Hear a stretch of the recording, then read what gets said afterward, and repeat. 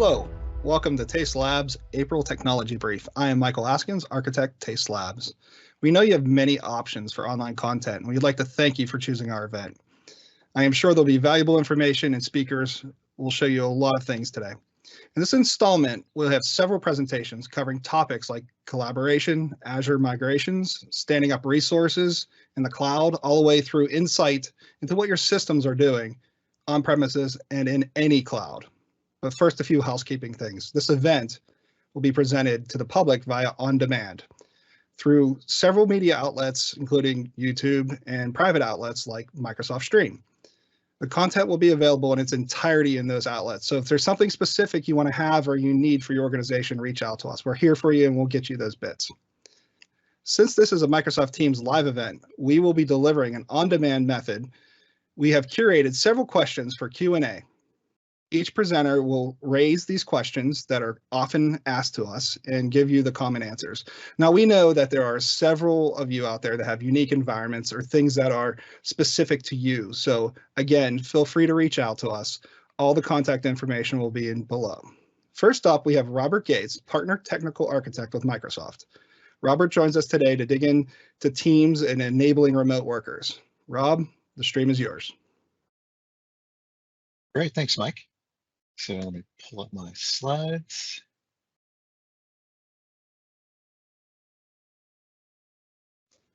All right. So in this section, what I want to do is talk a little bit about enabling remote work and Microsoft Teams, and a little bit about how we focus in on collaboration, creating sort of that innovative remote work engagement. When you think about remote work and sort of being able to tie people together, there's this concept of working out in the open. And I'll talk a little bit about what that means and sort of how that sort of transforms when, you know, especially in today's current situation, everybody's remote. And how do you create that water cooler style conversation, that collaborative and engaging experience like you have in a traditional office, but doing it all through the sort of these virtual tools. So let me go ahead and flip over to the first slide. So with that, I mean, obviously Microsoft Teams is part of a broader platform of Office 365 and the M365 set of services, right? And across the board between SharePoint and OneDrive and the various tools, the capability to sort of enable people to be productive from literally anywhere, right? Whether it's from their mobile device, a tablet, a PC, or different types of devices. And then using sort of that experience of, you know, video, voice, right, in this collaboration component, even doing large broadcast sessions, kind of like what we're doing here in this particular session. And then with the M365 toolkit, how do you ensure that your data and your users and their identity stay secure? So again, across the entire M365 stack, it's not just about Teams, but it is really across all of those different workloads. So one thing I want to sort of peel back for a minute and kind of go a little deeper. When you think of, again, the Microsoft 365 stack, and then you start to think about Microsoft Teams, which is going to be really that portal or that tool that's going to allow us to communicate and collaborate, there's some fundamental components of the Teams architecture that really start to highlight and excel or amplify the power of Office 365. So we've got the Teams clients. Right, so this could be the Teams client on your mobile device. Again, PC, you could be coming in from the browser. And all of those devices have the ability to get access to the conversations, voice, video, meetings, live events like this particular event. And it takes advantage also of all of the rich components of Office 365. So whether it's Word, Excel, Exchange, SharePoint, OneDrive, right? And they really get highlighted across the platform, in addition to obviously all the team services. And then you'll see I've got the Intelligent Communications Cloud. This is really that Skype communications architecture, the voice and the video components that are all sort of embedded in this entire workflow. And when you look at Teams, Teams itself does sit on top of Azure. So a lot of the great tools and technologies you may be using for other services and functions, so is Microsoft Teams, right? Taking advantage of those Azure components. Now, what I want to talk about is really that, how do we start to collaborate and leverage Teams, especially in this remote work environment, and creating that, again, that level of engagement, communications, collaboration, sharing of files, but also sort of embark on sort of the standard office environment where you could just walk down the hall, have a casual conversation with somebody, or be at the water cooler and just have a random discussion about an idea or a concept. How do you capture that get that into an environment where it's not just those two individuals, but potentially a larger audience, right? And that's where we can talk a little bit about teamwork, collaborations, and stuff. So let's go through Teams for a minute. So the Teams client itself has meetings and callings, right? So you've got the ability to schedule meetings like you would in Outlook. And that's where you get the opportunity to do voice, video, screen sharing, and collaborative sessions with folks up to 250 people, or if you do it as a live event, right, to be able to drive that event up to 10,000. There's also the chat and the collaboration. And this kind of goes back to a little bit about what I was mentioning, sort of the water cooler conversations, the casual conversations. So you've got the chat functionality, that's that one-to-one, one-to-many. You can have up to 250 people in a one-to-one chat. Now, the interesting thing about the one-to-one chat is it's one long, persistent conversation thread. So if there begins to start to have multiple dialogues in that one-to-one chat, that's where we start to think about leveraging teams and channels, right? And that's really where we get into this collaboration space. I'll pull up a demo and we'll go through what teams and channels looks like and sort of that architecture. But it's really important when you think about how you can really drive collaboration and innovation in not just real time, but kind of near real time, where I may be at my desk right this minute, you may be working on something else, and then maybe 20, 30 minutes later, you finally get a chance to come back to maybe a central common location where we're communicating and collaborating. Well, it's not necessarily real time, but near real time. It's very close to being real time. So again, sort of driving that conversation and collaboration. And then one of the things you start to think about is like Teams can almost be like your productivity portal, where you're managing it for your phones, your voice, your communication, your collaboration, your meetings, and all these other elements, but also line of business applications, process, workflows. You can kind of pull those into the Teams experience, which changes the conversation and really potentially gives you that productivity dashboard or platform if you think about it. So let's go through a couple pieces a little bit more in depth, and then I want to pull up and spend most of my time going through some demos and really talking through some art of the possible kind of conversations. But when you're thinking about the Teams meetings component, video is super, super important. The ability to stay engaged, especially when everybody is dispersed, right? If you think about traditional meetings, you've got a bunch of folks maybe typically sitting in a conference room, and there's usually one or two people remote. Yeah, you can stay engaged. It's always great to have video up in those scenarios. But when you start getting everybody distributed, having video up really does sort of transform that conversation. It creates that level of and sense of, being together and working and communicating and collaborating. The other thing that's important too is good quality headset or, a good quality speaker to make sure that you feel immersed into the conversation, right? So, having that good audio really does help transform. Now, inside of those meetings, we have the ability to screen share. Like you're seeing this presentation that I have today. I'm going to flip over in a few minutes and go to my desktop. Again, the ability for us to see something in common, work together, collaborate. There's also a whiteboard tool. So the ability to do actual whiteboarding from the computer, right? So really be able to drive those conversations. Now, those meetings are, again, up to 250 people, could be folks internal and external to the organization. And again, it's real-time collaboration. We're coming together to work and collaborate. Now, there's a concept, and I mentioned working out in the open, and I'll show you a little bit more about that. But there's scheduled meetings. You would schedule through calendar. There's sort of ad hoc meetings that you'll spin up, maybe from a one-to-one chat, or within a team and a channel, you'll spin that up. But there's also the opportunity to do something called channel meetings. And I'll show you what that means and sort of how that means you can have a meeting kind of out in the open. And when I say that, I of course mean securely, right? Within the teams and channels, there is security controls, permissions. So we'll go through a little bit of that. Now on the chat side of it, right? When you think about which vehicle you're going to use for communicating, should you use email? Should you use chat? Should you use a team and a channel? I typically will try to always start my conversations in a team and a channel. Now, if it's private, personal, it's confidential kind of information, I'll either do one-to-one chat, email, or I'll maybe just do it as a phone call or a video call. But in many cases, you really want to drive your conversations into the teams and the channels. And I'll show you more what that looks like in a little bit of that architecture. But here's the reason why, right? By you asking questions and having dialogue out in more of a group or an open forum, again, securely within the group of individuals around a particular initiative and project, you get to do sort of two benefits. One is that you're asking these questions out in the open, which means you get a larger audience, potentially getting your answer back much, much quicker. but you're also potentially helping educate the rest of your team or the folks that you're working together on whatever that initiative is.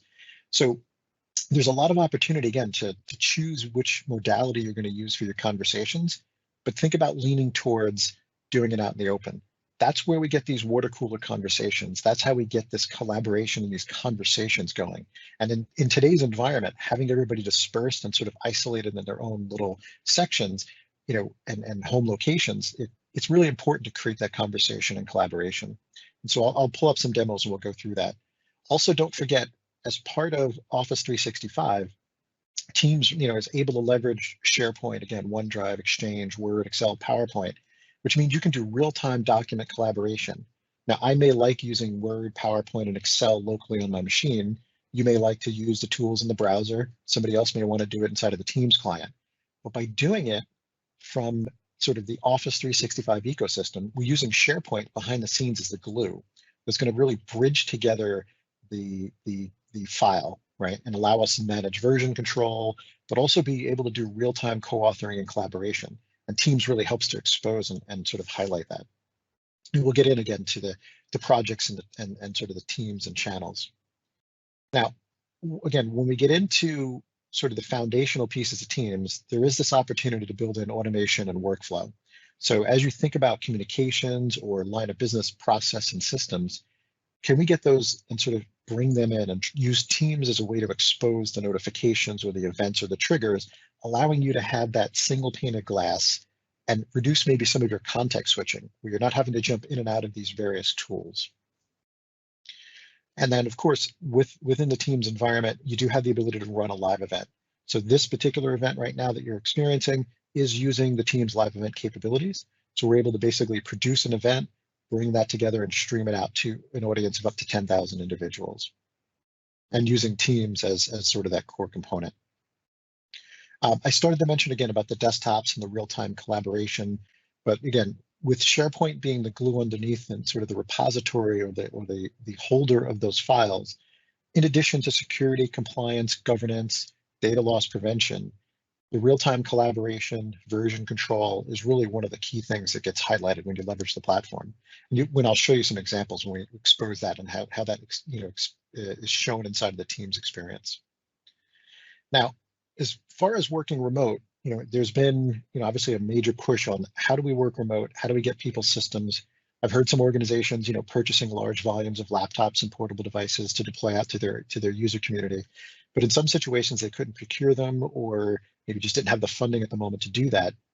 One of the alternatives is let people use whatever device they have access to, but take advantage of Windows Virtual Desktop to give them a secure workspace, or at least publish down securely the applications that they need to have access and work on. So definitely another layer to add on top of that, allowing you to manage the system, manage the platform itself, to control the experience, and ensure your data stays secure. So let me flip over into the Teams experience for a minute.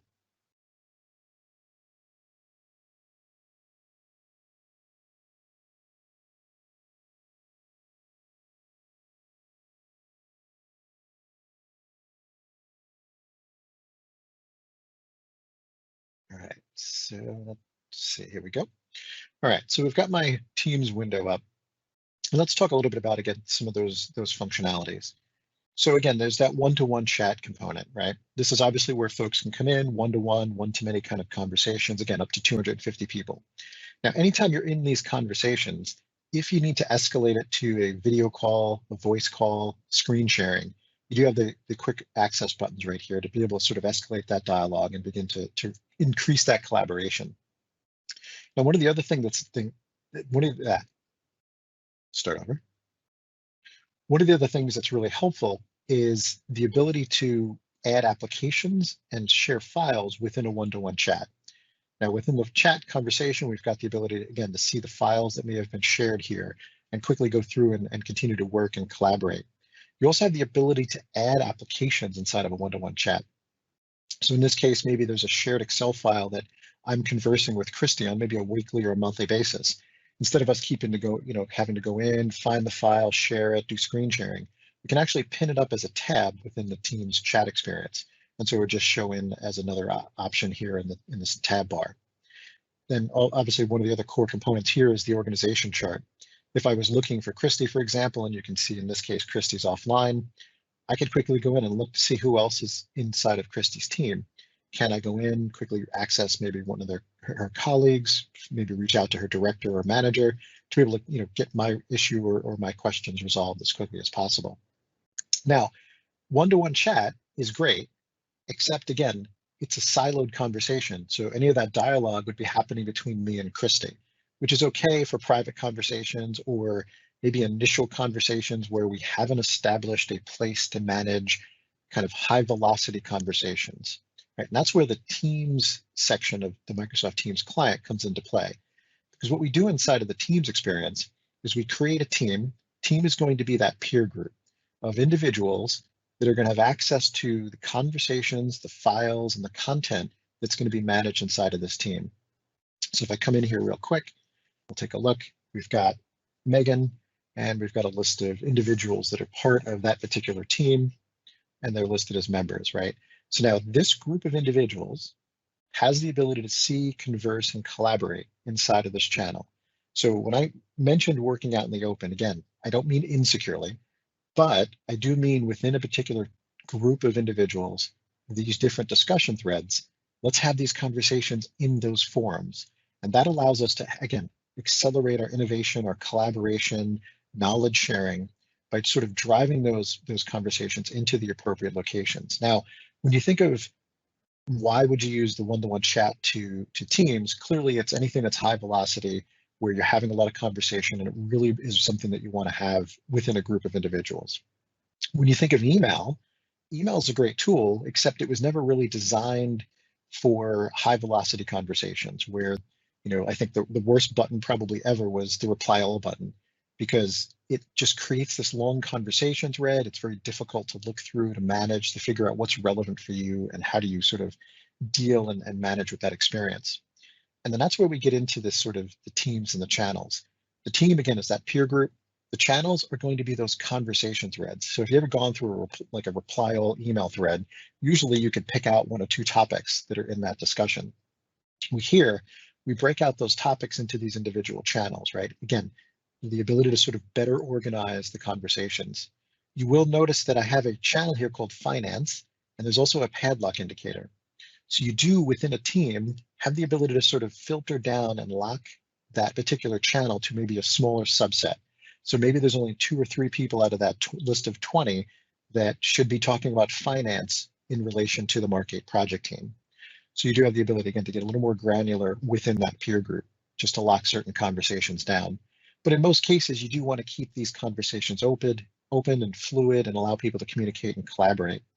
Also, just little nuances inside of the Teams client here. If you have folks that are speaking other languages, they can type in their native language, and you've got the ability to quickly go in and translate. Oh, and you'll see I've translated that conversation from Greece into English. Put that back.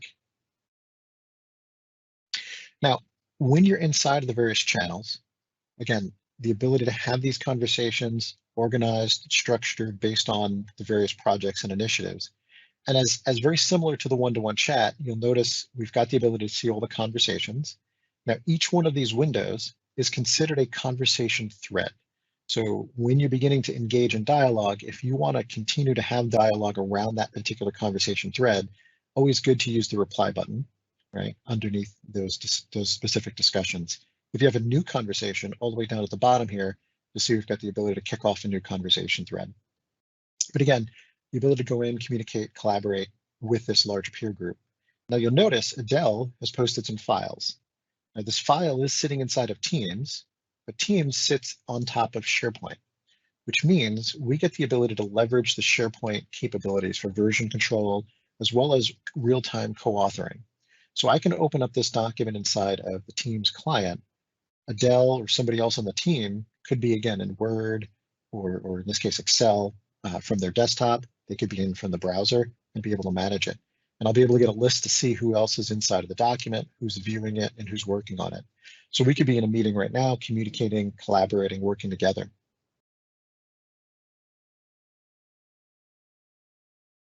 Now, one of the other things that I want to highlight, and this kind of goes back a little bit to the point about working out in the open and sort of that collaboration piece.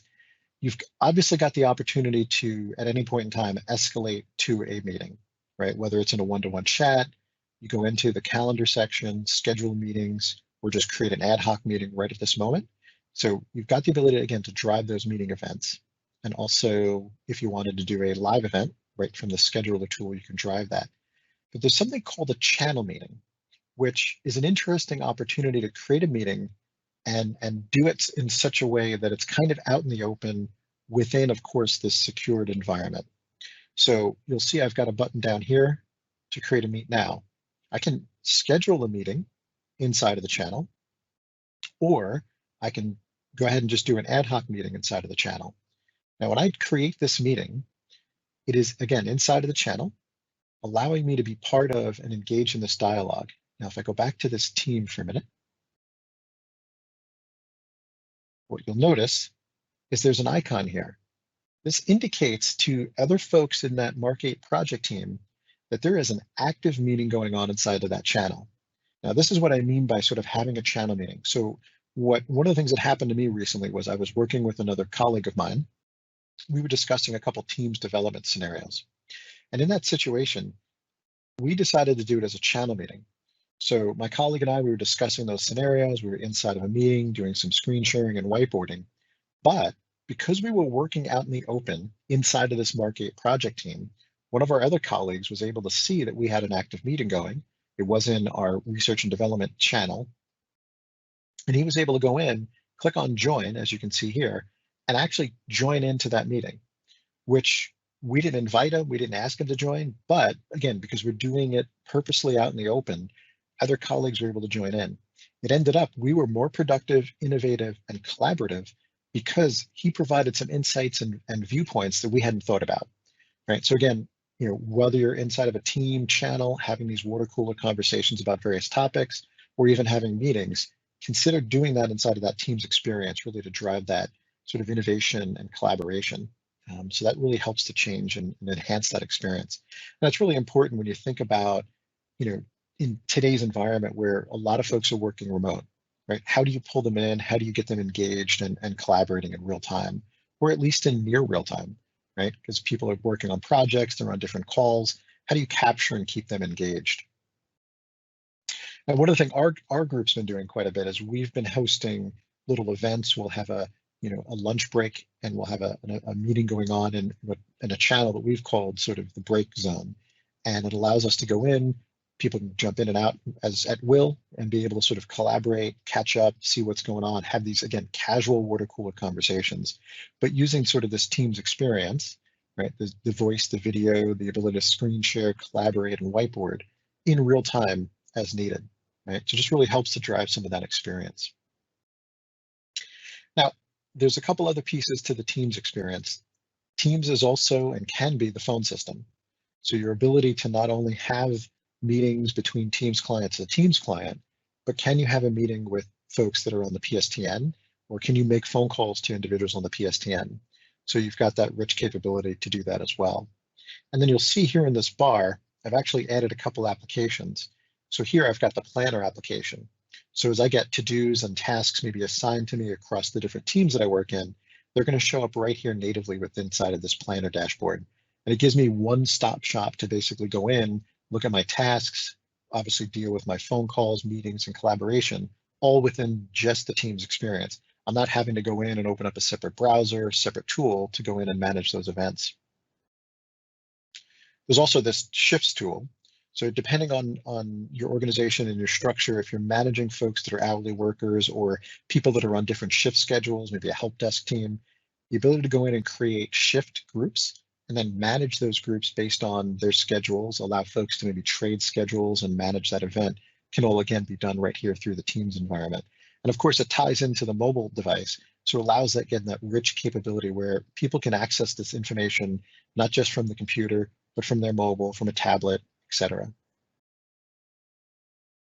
All right, so let me flip back to my slides.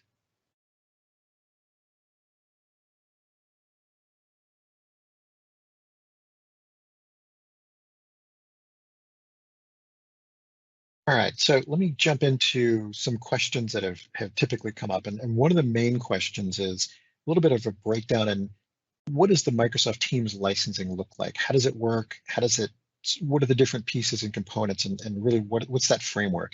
So let me break this out a little bit. So for the most part, most Office 365 licenses have the Teams client as part of the functionality. Now, just having the Teams client allows you to do voice, video, screen sharing, as well as have Teams and chat collaborations with folks across your organization, as well as potentially folks outside of your organization if you enable what's called federation. That means you can have a conversation or a phone call from your Teams client to another person's Teams client, whether they're inside of the organization or outside it. Also, you can do Teams to Skype consumer. So your ability to have a dialogue or a conversation maybe with individuals, right? Again, through that Teams experience.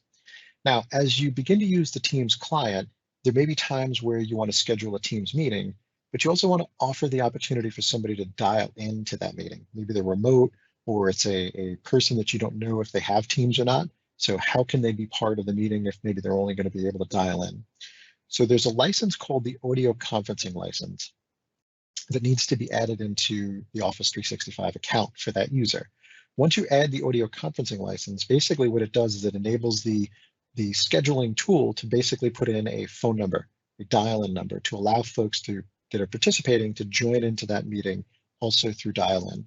It also gives you the ability to dial out from a meeting as well. So if you did want to quickly pull somebody into the meeting, but you only had their phone number, you can use the Teams client to drive that event. Now, I mentioned Teams is also the voice system.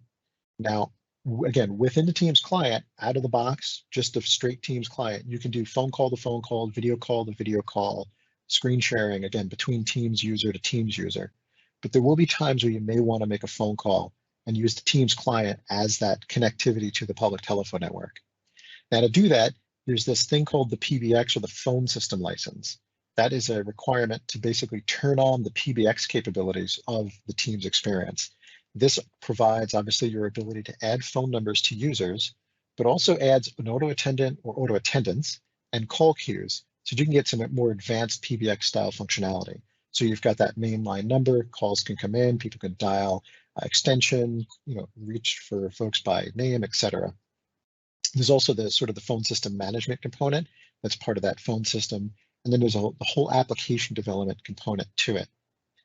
Now, once you've got sort of the phone system license added, the next question is, well, how do you connect to the public telephone network? What is going to be that connection to the carrier? So you can use Microsoft. We have these calling plans, which will allow you to basically reach out to the public telephone network, and there's pools of minutes. There's two different styles. There's a domestic and international plan. And then there's this thing called direct routing. This is where you basically connect Microsoft Teams to circuits that you may have access to. This could be circuits that are on an existing PBX. This can be circuits that are sitting inside of another provider. Maybe you can build a SIP trunk, or on your location, you've already got existing circuits and you want to set up what's called a session border controller. That would then connect into those circuits. Teams would be configured so that when you dial those phone numbers, it would know to route directly to that session border controller, or controllers if you're building in redundancy, to be that connectivity, again, to the public telephone network, or maybe a traditional PBX. Just to kind of go a little bit more into the direct routing, again, the direct routing would be the session border controller. This is going to be that connection to the public telephone network. And then, of course, you've got that connection there to the Teams experience. Now, the session border controller can be hosted inside of Azure, or it could be a physical device that's sitting on-prem where you can connect into analog, PRIs, again, or SIP trunks. And it could also be a tie-in to the PBX. So you can bring your own trunks, integrate into third-party systems, and again, bring in those connectivities. So that's really one of the main questions I wanted to highlight for this session here. And it comes up quite a bit, just to give you a sense of what those different components are. But again, Office 365, pretty much all the SKUs have Teams as part of that license model. Definitely opportunity to take advantage of it for the chat, the collaboration, and especially today with the remote work. How do you bridge people together to communicate, to collaborate, give them that sense of being able to see each other, but also create that water cooler style conversation, whether it's in that one-to-one chat or as I mentioned, try to always, lead with, your conversations in those more open forums, right? In those various teams and channels. So that's really what I wanted to cover today. And thank you very much. That is fantastic information, Robert. One more quick thing. So I noticed with what's going on in the current world, there are options for free teams and stuff for nonprofit as well. Have you seen a big uptick in team subscribers since we've been working in schooling largely remote? Yeah, we've had some posts and announcements on obviously increase in the number of folks and using the system.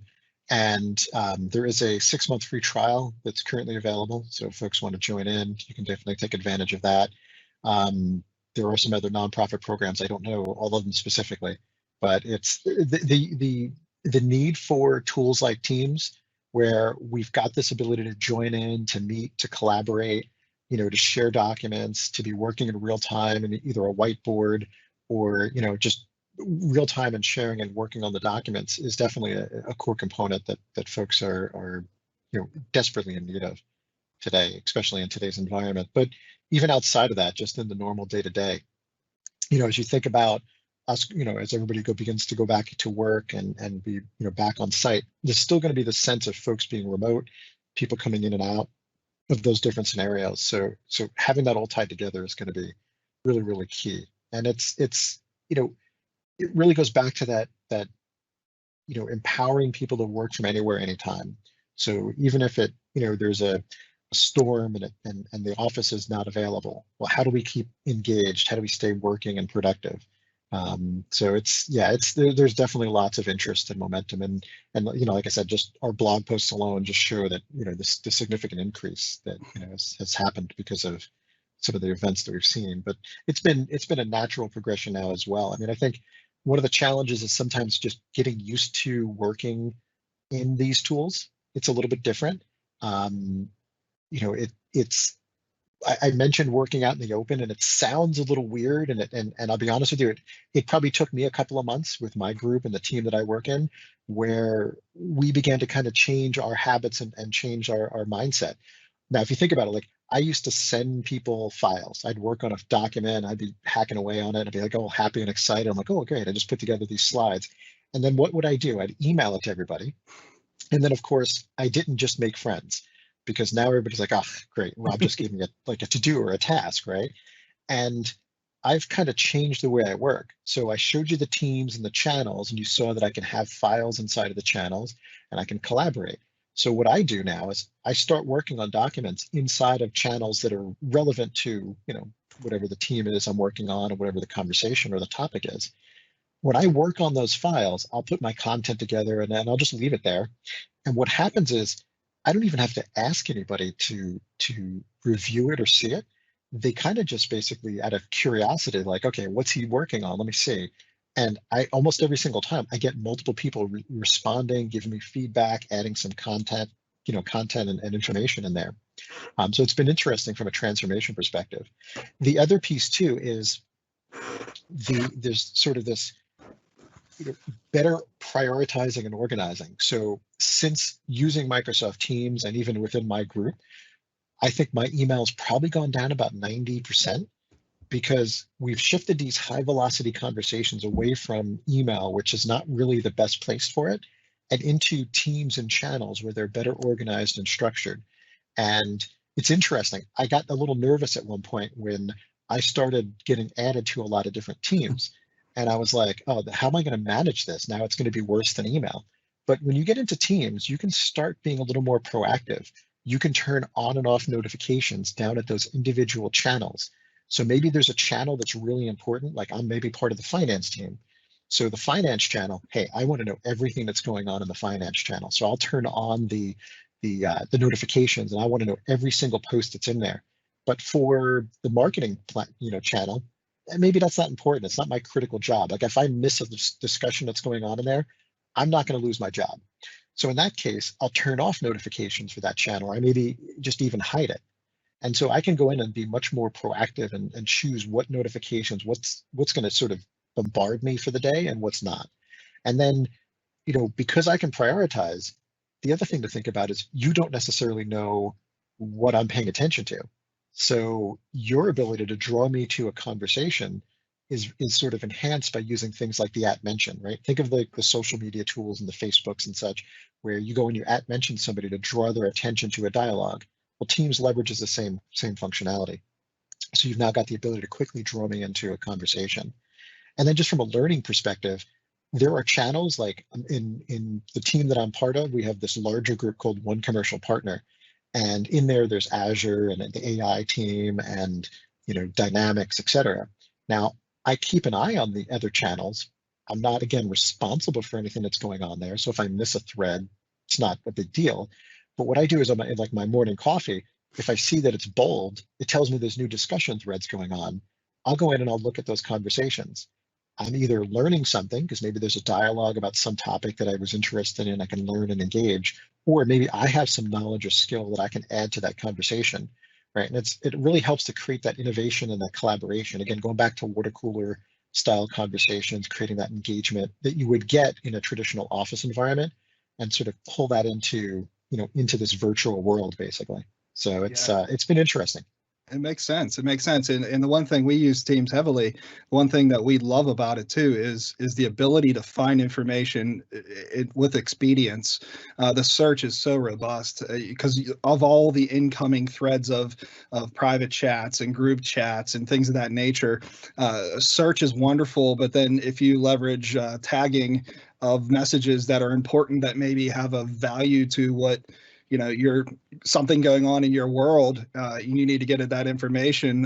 Josh, on our presentations today, we were talking today how valuable it is to tag messages and you can create that, not just a curated channel, but stuff that's more meaningful to you. So it's definitely good stuff. Yeah, and even the activity thread, right? Very similar to like some of the social media tools where you can kind of get a history of things that are happening that you've sort of triggered those notifications on. So a little timeline of events. So yeah, there's lots of ways to sort of work and be creative in the tool. That's absolutely fantastic, and it's good to see the community adopting and taking those technologies that have been in the works, that have been adopted, and it's just accelerating that. You had mentioned Azure on the back end with some of the services.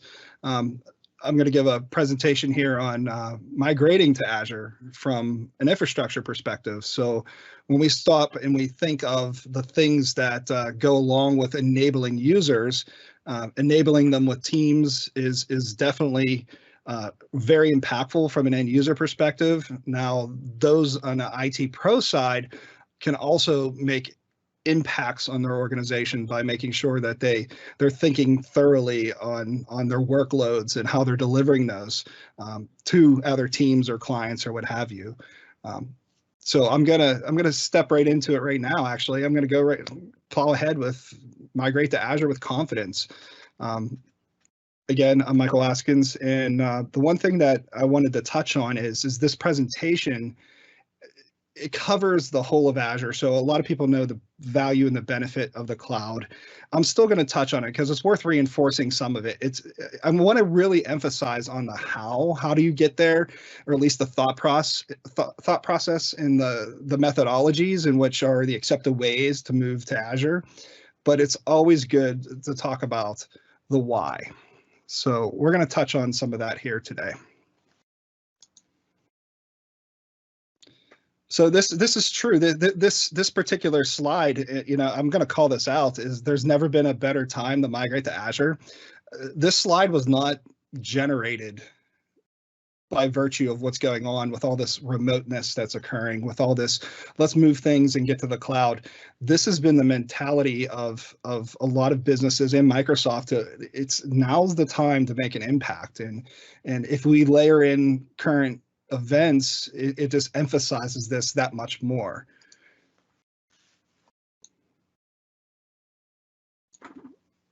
So this is a typical slide that we see, all the various reporting, Gartner, Forrester. I'm going to breeze through this pretty quick. Like I said, we do need to talk to the why, but the how is super important. The one thing I want to call out is 80% of CIOs will be pressured by their business leaders to evaluate migrating data centers. And we're talking just pure IaaS. We're not even talking about efficiencies with PaaS. We're not talking about making sure that we're rethinking the way things need to be done. We're refactoring or replatforming or rebuilding or re-architecting. We're just native metal machines running in data centers, just native machines running in co-location. That is a giant cost to organizations. So some of the ways we can save is to move to the cloud, and we're going to talk to some of that here shortly. But just keep in mind that businesses that often move to the cloud, the technical team that wants to maybe go there is not 100% the driver to the reason for an organization to move to the cloud. It's part of the reason why organizations move to the cloud. From a business perspective, the cost savings, the ability to stay up and running, to be able to, like as we have here on the deck, we want to ingest another organization, mergers and acquisitions. We need to refresh all this hardware, and we sit there and we look at these racks of gear that traditionally are around in a data center, and we see that there's, costs for support, there's cost for maintenance, there's the man hours, the soft costs for heating and cooling. There's also, we take that step into one of the largest reasons why people want to move to the cloud is for security and compliance. And it, once upon a time, that was counterintuitive because businesses were scared to move to the cloud because of security and compliance. And that reasoning was, we don't know who's controlling what, or we don't know how it's going to be operated. And for instance, GDPR, making sure that your data is in region where it needs to be in region. These are reasons now to move to the cloud, because when we look at the way Azure data centers are, they do security and compliance better than we can, or I should say more cost effectively than we can as IT pros on-prem. Now, that's always a spirited debate. You can look online and you can find those debates back and forth, but you'd be hard pressed to find the amount of certifications from a compliance perspective for any cloud provider and your data center or a co-location than you can in Azure. There's other reasons too as well. For instance, application innovation, being able to do things that are unique and innovative. So when we start talking about some of the, they're often labeled as buzzwords, but they're actually commonplace now. When we talk about machine learning, we talk about AI, things of that nature, which was once hard to grasp and reach and grab. They're attainable for everyone now. So not only are they obtainable, but they're affordable, and they are, I say ease, but the ease to deploy those is there. And again, it's not just like set it and forget it, but it's much easier to do those kind of things. You're not building stuff from the ground up. So these are the things that are go through people's heads. And again, if we're not talking just pure IaaS, infrastructure as a service, we're talking platform as a service too as well. And we'll get to those bits in a second. So we always say a cloud for all. I like to say democratization of IT. That's a phrase that was relatively adopted several years ago. It enables productivity, being able to be hybrid and flexible. So not the cloud isn't for all workloads for some organizations. Sometimes that workload needs to be split between on-premises and in the cloud. So we stop and we need to think, are we going to be productive? Are we able to do what we need to do with our workloads? Can they live? Can we still operate with it where it needs to go? Intelligent and smart, being able to plug in additional new resources and capabilities that get us that next leg up to our competitors, or that next leg up on our line of business. And then obviously trusted. Do we feel that as our responsibility and the shared responsibility with Microsoft inside of the Azure cloud, do you feel comfortable? Yes, we check all those boxes I mentioned earlier from a security perspective and a GDPR and compliance and high trust and HIPAA. So we'll talk through a couple of these real quick. So when we start talking productivity, CI/CD always comes to mind. And, we look at the integration with Visual Studio and Azure DevOps. We look at a bunch of the services that are coming, like events, functions, Kubernetes or AKS, Logic Apps. And then we look at the way we handle this, the management of it from a security perspective, from an operationally best practice perspective, from a financial perspective. It's tightly coupled and integrated from a solution. You will make sure that your organization has that leg up by deploying all these services. Now, does all these services match everybody? The smaller office down the road that handles, maybe some file sharing and some things that are just not developer related or not compute intensive. The beauty of the way this is from a productivity perspective is you choose what's important to you. You deploy what's important to you.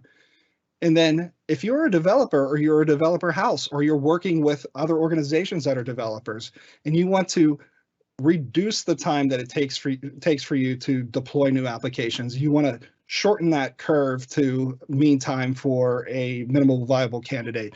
Leveraging these built-in tools helps. We touched a bit on the security and the govern bit, and the one thing I wanted to definitely call up is the configure and protect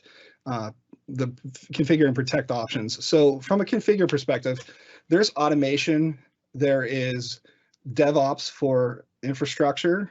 When we talk DevOps, yes, there's CI/CD pipelines in our application and our codes, be it mobile, be it thick or web. We have all these capabilities, but we also are starting to do infrastructure as code. So when we stop and we think of configure, update management, automation, and things of that nature, yes, we can do that with our applications we deliver, but we also have the ability to do that with our resources. And we'll touch a little bit in a quick demo on how easy it is to reproduce predictable results. And the other bit, backup, disaster recovery, site recovery. If you're a hybrid solution or if you are required to be on premises, but you want to have that peace of mind that your organization has everything backed up, we definitely don't want to do any traditional methodologies of sending stuff to the salt mine on tape, because we all understand and know what those outcomes can be. We want to be a little bit more proactive, and there's options for everyone. That's a larger presentation in itself, is understanding what business continuity and disaster recovery and Azure site recovery, as it's called. And monitoring, I'm just going to touch briefly on that because we'll be talking about monitoring in the next presentation. From a hybrid perspective, we have Active Directory on premises. We have our workloads on premises. We have Azure Stack as an option. Some organizations had deployed that. We have SQL Server, traditional SQL Server running. We have our on-premises full-blown infrastructure, networking. We have our compute. We have a virtualization or hyperconverged. So there are parallels in that cloud. Azure Active Directory, all the Azure services that are out there that you are running on your Azure Stack, be it web apps, functions, events, things like that. Data services are huge. So SQL Server, you have options to have SQL Server in your data center running on premises, but you also have the option to have it in Azure and be more effective with Azure SQL DB, which is a parallel to SQL Server. But you can go that next level and try to not just maintain cost, but increase functionality with that maintained cost with Managed Instance and Azure DW, Data Warehouse. Security and management, that is huge with our organization. The security bits are very important, and we understand that there are bad actors out there. The Azure security solutions that are built into Azure and the third-party solutions that Microsoft couples with to have as options inside of Azure are best practice. They are, top of the line, best class, accepted across most organizations. I can't think of any that aren't. But it's integrated and it's coupled, and it provides a reporting that you need. It provides the visibility that you need, and it provides you the opportunity and actions to be able to be proactive on it. Intelligence, I spoke a little earlier with machine learning, bot services. We have Azure SQL DB on the back end. We have machine learning, and we have standard language APIs, which we've experienced some of that in our previous demo. Our previous demo, we saw some real-time, real-life transcription happening. There are things that organizations are doing with language APIs and machine learning and AI to couple into their IoT interfacing with the public. These are insanely incredible applications that are leveraging these backends, where once it required, farms of servers running at like breakneck speed to be able to accomplish this. That comes at a cost. These are available for everyone. And as I mentioned, the flexibility is there.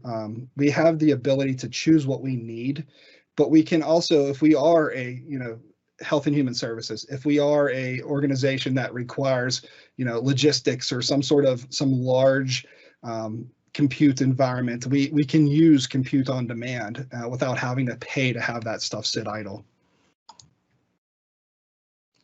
As I mentioned earlier, from a certification perspective, I know of no other cloud that meets the requirements. What we see on the screen here is actually just the tip of things that are accepted here, and I'd be ill-served to not put this up here. If you look at all the ISOs and HIPAA and HITRUST, and there's stuff for the federal lanes with FedRAMP and things of that nature. So it's definitely something we need to talk to. It's definitely something that you need to put in the back of your mind that I am safe by moving to the cloud. That old mentality of we're not going to move there because it doesn't meet our requirements. That is not an argument that we can support anymore, because all these organizations, and including nation states, accept. From an availability perspective, these are the public Azure regions. Again, if you're in the government space, there are a few extra dots for you.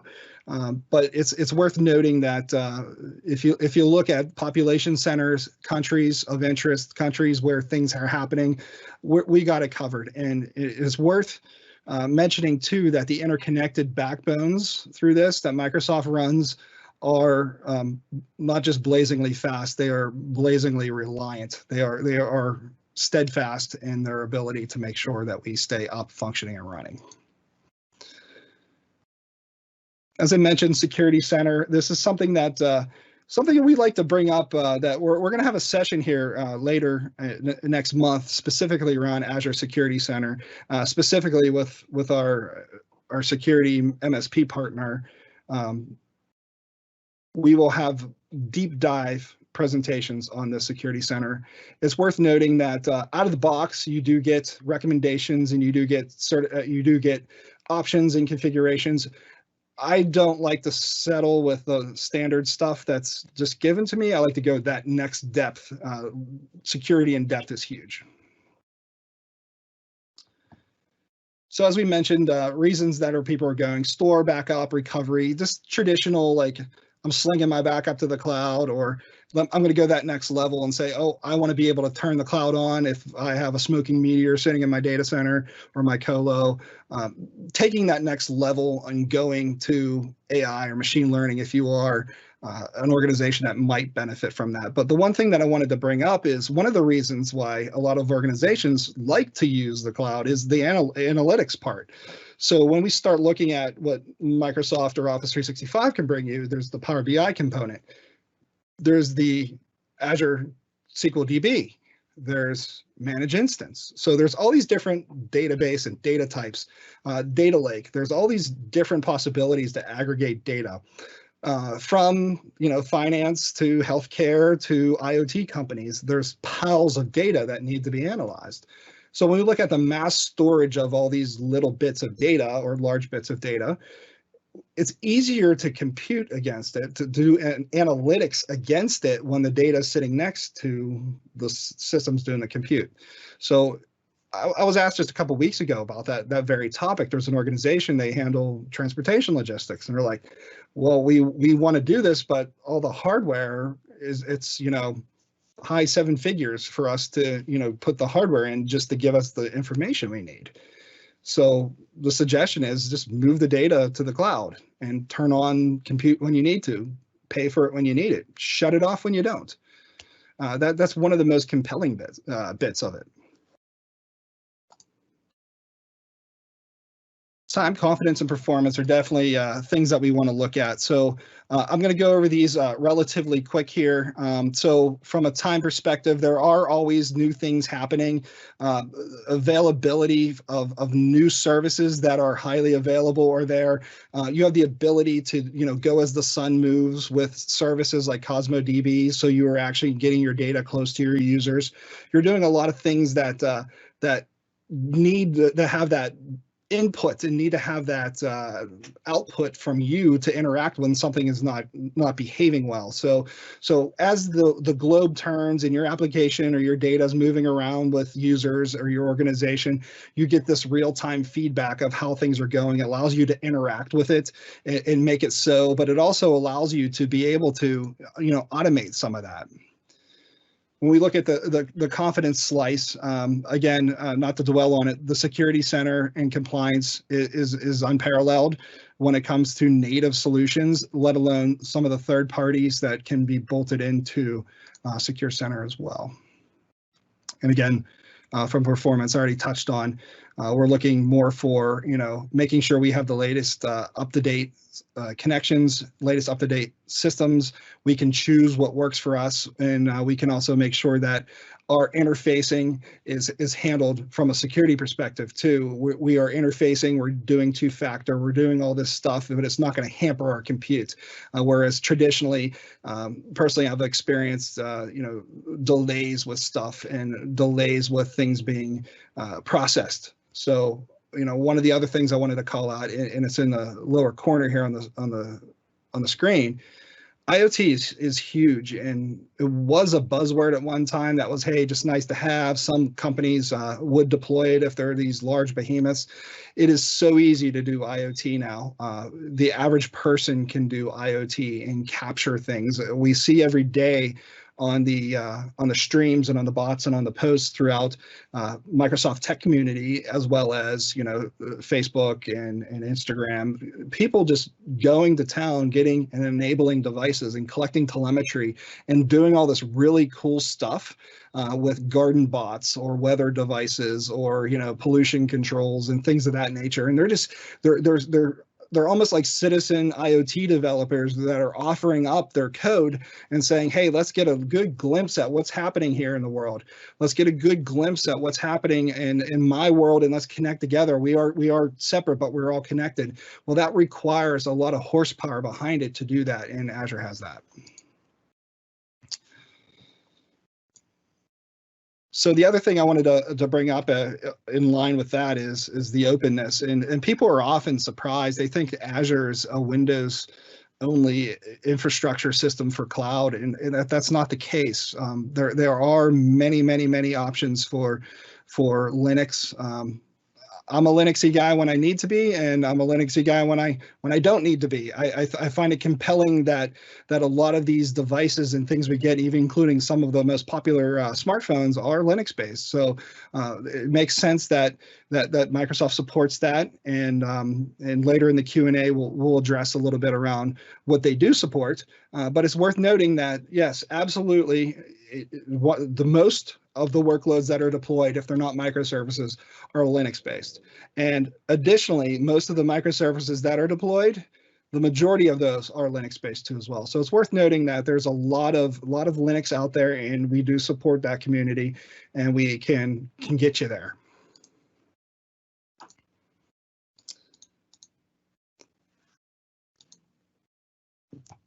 Here's my favorite: assess, migrate, and optimize. This is where the meat of what we want to do, what that journey looks like. So we looked at some of the reasons of why would we want to get there. Now let's look at a bit of the how from a conceptual perspective. So the three main phases are assess, migrate, and optimize. Two of them are pretty straightforward. One is a little more complicated. So let's dive in here. Let's unpack this a little bit. So this diagram calls it all. So the assess part is pretty straightforward. Migrate, not so much, and optimize, you should always be optimizing, and we'll touch on that here again in a little bit, but it makes sense that we have these logical steps, and then we break these logical steps down into their components, and we're going to do that right now. So from assessing, we need to know what you have. We need to map out what it is you need to do. We need to evaluate how it's going to work in the future. So when we look at that, how are we going to do this assessment? So there's tools out there that are available. One of them is Azure Migrate. Our organization, TASE, we leverage Azure Migrate along with some proprietary scripting to gather some things that are not so straightforward and provide some output. So the Microsoft enables third parties and Microsoft enables partners to leverage tools to bend them to do the right thing on behalf of the customers. And that's what's great about Azure Migrate. It allows you to get in there and understand what's inside your systems. So you're looking at Hyper-V, or if you are hyper-converged, or if you're using VMware. And a lot of people's jaws drop when they're not familiar with what Azure can offer. When you say, "Can I run VMware in Azure?" You most certainly can do that. You can leverage your existing spend with VMware, but you need to understand what it is you have there. You need to know what it is that you're doing.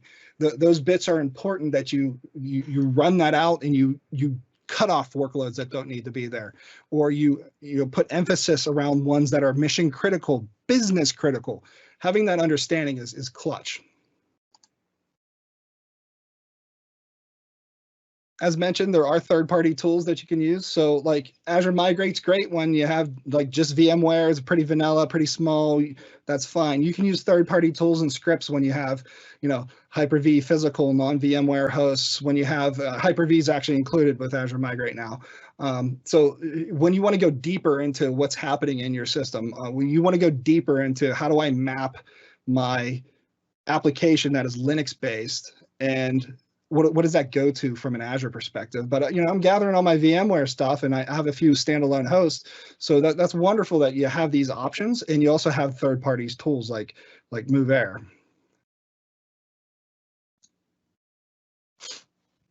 So here's that middle bit, right? Rehost, lift and shift. Essentially what a lift and shift is, you hear it quite frequently from IT people like, "Oh, just go to the cloud. Lift and shift it. Let's just push it there."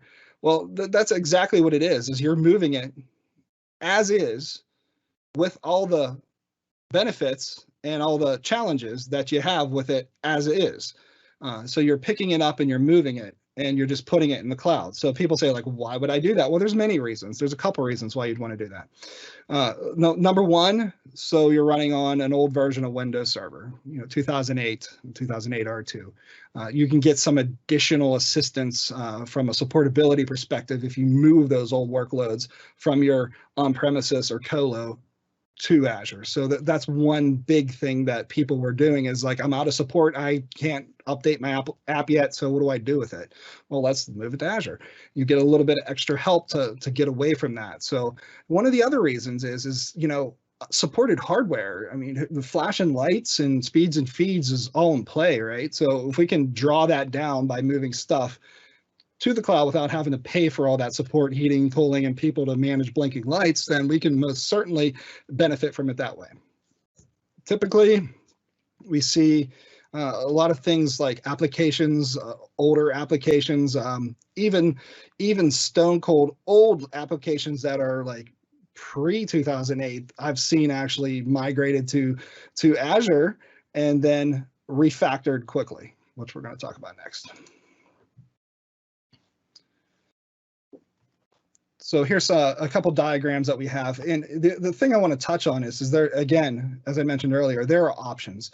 Lift and shift is not the end all be all. It just gets you there, right? It gets you there, gets you in a more supported mode. But there are things that you can do, like you can pipe, or you can move MySQL to MySQL. It's covered in or Postgre. You pick what you have. It's going to be there.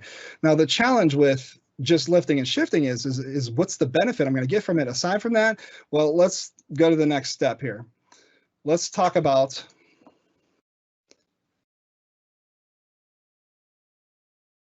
so we get past the database bits. Let's talk about refactoring and re-architecting. Those are key. That's where you're going to see even more value. So you might have saved a little bit of money from moving off of unsupported gear. You might have saved a little bit of money and effort from things, maybe failing hardware that you have to do a lot of stuff on. Well, taking the opportunity to repackage your application, to sit there and say that I'm going to take my application that's running on a legacy framework and I'm going to repackage it to run in a platform as a service. So I'm going to use my database from SQL, I'm going to put it on managed instance, or I'm going to take this application that needs to run multiple times. Instead of having it run on legacy IIS, we can actually repackage it to be done on web apps or a web app inside of a container service. So we can break it down even further into microservices. We can have messaging services in one container. You can have your application speak volumes around availability by having an auto-scaling container AKS instance that satisfies and serves what you need. So lifting and shifting gets it there. Refactoring alters the way and the behaviors in which the technologies are used, which increases its supportability, which becomes more current, which is more apt to be updated with continuous delivery and continuous integration, CI/CD. This is the mechanism to get your app up and running and fast. And it's, I like to say it's one of those things that is transformative. You need to ensure that you are doing the right thing by your application. I've seen evolutions happen where applications were lifted and shifted and other ones were refactored, and it should have been the reverse, because the ones that are refactored might be low-hanging fruit and easy to refactor, but they're not necessarily those problem apps.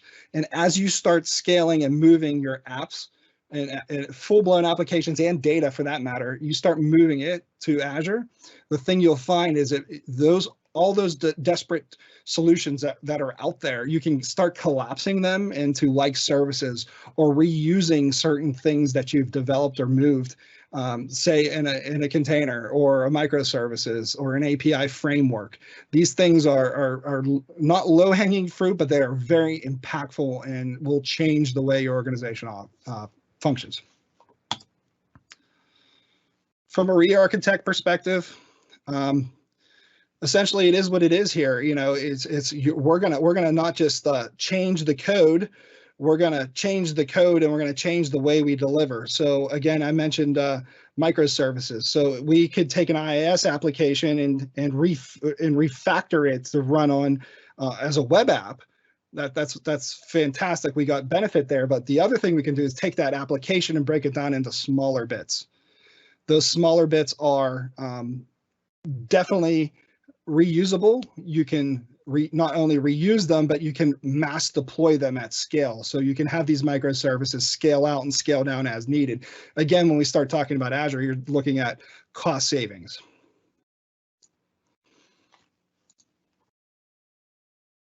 So a couple things, as I mentioned, we want to call out. So we have container services, we have AKS, we have Service Fabric, and we got App Service, and there's other things on the back end with events that are super helpful too as well.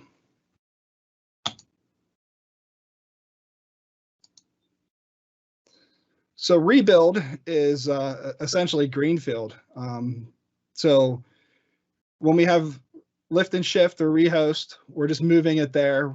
When we have refactor, we're changing it to something more modern. When we have re-architect, we're breaking the components down into, smaller chunks and more manageable. When we start looking at rebuild, we're talking about looking at the intent of the application and totally redoing what's done. For instance, that's when we start plugging in some, cognitive services. We start plugging in, native logic apps, or put a little AI on the back end that helps us make decisions. It's very helpful to be able to do this. It is more disruptive in a longer project, but it's up to your organization on what's important to you. And that's the good thing when we start thinking about some of these things, like when we have Modern Workplace, Microsoft Office 365, we have more SaaS type services that are super customizable. When we start talking about Azure, it's the similar concept. It is infrastructure and platform as a service and data as a service. But here's the thing: is it's so flexible that you can pick and choose what you need to do, and choosing that over time is what's important. All right, back at it. We're going to do a quick demo. We're going to go into an Azure portal. We're going to do a quick span around for those who aren't familiar with it. We won't dwell too much on that. We do have videos around the Azure portal one-on-one that will be located next to this presentation when we put it public, but we want to highlight some things. So let me call that up right now. All right, so this is the Azure portal, standard sign-in, white background, super bright. You can go dark mode if you want to. Everybody loves the dark. I like the dark mode, especially IT pro, work at night. Dark mode's good. But one of the things that we find is super useful are dashboards. So I created a quick dashboard here that has a bunch of things running inside of our subscription here.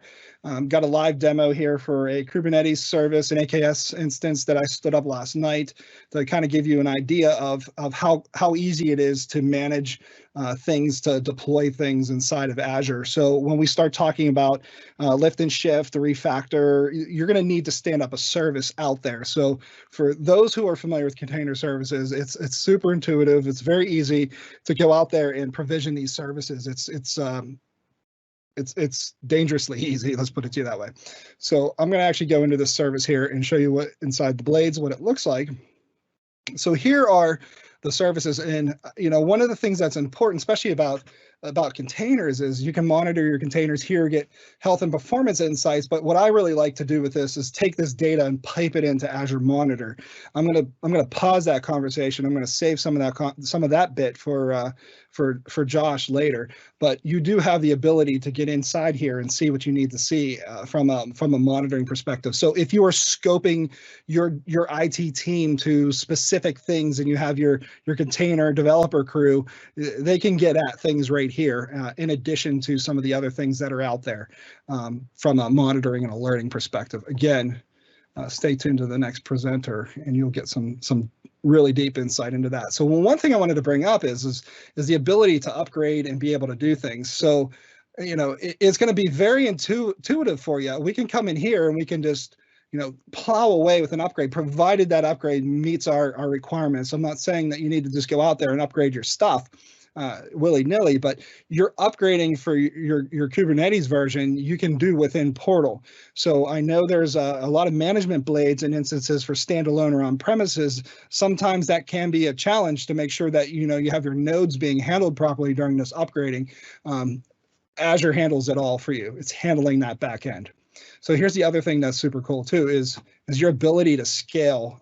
So if you recognize, and I know there's a message on top here, and this is the point of showing you this, is that the ability to scale is super easy, but it's also intuitive. So you don't have to go hunting and pecking around to find what you need to do to increase your resources.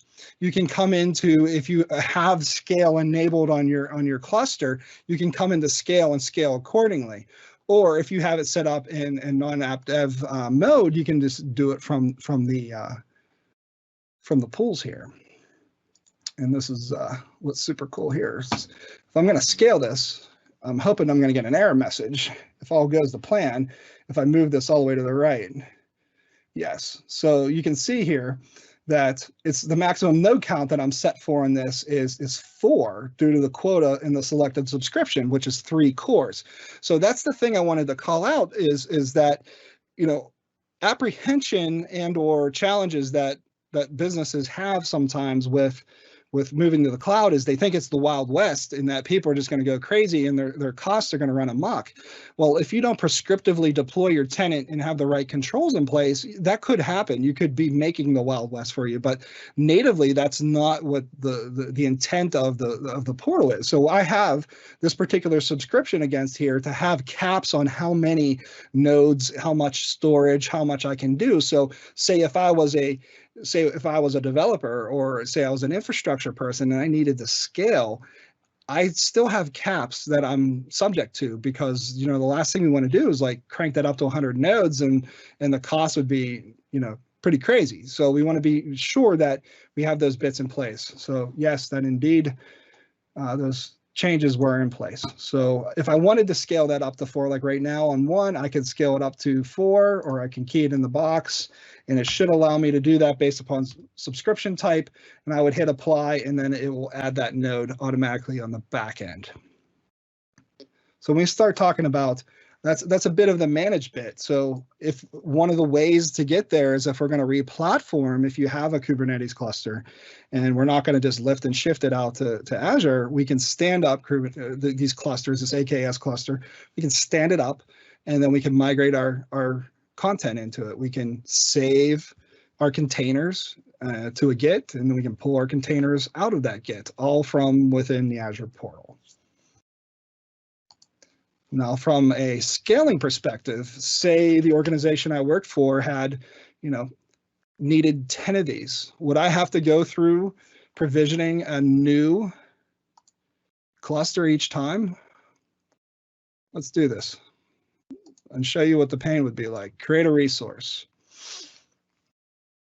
If I were to go and do AKS, Kubernetes service, and there's obviously options for plans. I hit create, and it's going to take me to a blade to configure. So I have to configure all this information out, right? And then I have to do the scaling, which, if you recall, I had it set to disabled. I have to enable that to automatically have that. Authentication, I have to put in what my authentication providers are. I have to do my networking. Now, basic networking, it seems simple, but I don't know an organization that would do basic networking because we need to have a bunch more rules, and we'd want to have our ranges inside of our nodes to be, match what our IP scheme is, not just have something randomly handed to me. So you're going to go through and you're going to configure your networking. You're going to go through here and configure monitoring if you have a monitoring workspace on. Other than that, you're looking at using some log analytics to pipe over to monitor. Tagging, which is super critical. We always recommend tagging. And then obviously this is gonna error because I didn't answer anything. So I'm going through all this, matching all this, going through each one of my clusters, figuring my network out. And it's not that cumbersome. I glossed over it at speed for sake of time. But if you're really putting thought into how you want to deploy this, you're going to be very prescriptive and very thoughtful. So what is a better way to do this? If I need to stand up 10 of these, if I need to stand up, one for prod, one for dev, because I don't want them to commingle for whatever reason that may be, I would have to go through this each time. Now, this is the same for virtual machines. If you have standard servers that are out there, or if you have, even PaaS services, everything that you need to create requires you to interact with it. Now, there's multiple ways. You can do it with, PowerShell inside of the portal. You can connect in and go to town with PowerShell or Bash. It's up to you, your choice. Right now we're bashing. Let's do a little PowerShell. We can come in here and I can go through and type all that out. Or I can do it once like I did here, make it super thoughtful, and then in turn create a template from it. So when I want to deploy my container service, I come in here and this is what we're normally doing. This is the way this is all the stuff that we just configured through our blades. And I can deploy this template by clicking deploy. I wouldn't have to go through here and answer all those questions. I can come through here and change the little bits that are different. I can come through here and change, the node type or the OS type. Now, one of the other things is you have the ability to get a dialogue. So let's go back here. And I have a bunch of Linux machines I stood up recently for a demo, and I'm going to launch this template. You can see the standard stuff that you would normally have to put in to configure a machine is all here, right? Which is also, if you bear with me, which is also the ability for me to open it up in Visual Studio Code. So I can edit this offline. I can pipe this to a GitHub and then pull that GitHub into my workspace. And I can edit all this on my desktop and then submit it back to be deployed. And what's really cool is this allows you to save them all online or pull them down, but you can also put them into a DevOps pipeline too as well from an IaaS perspective. Let's go to our templates page.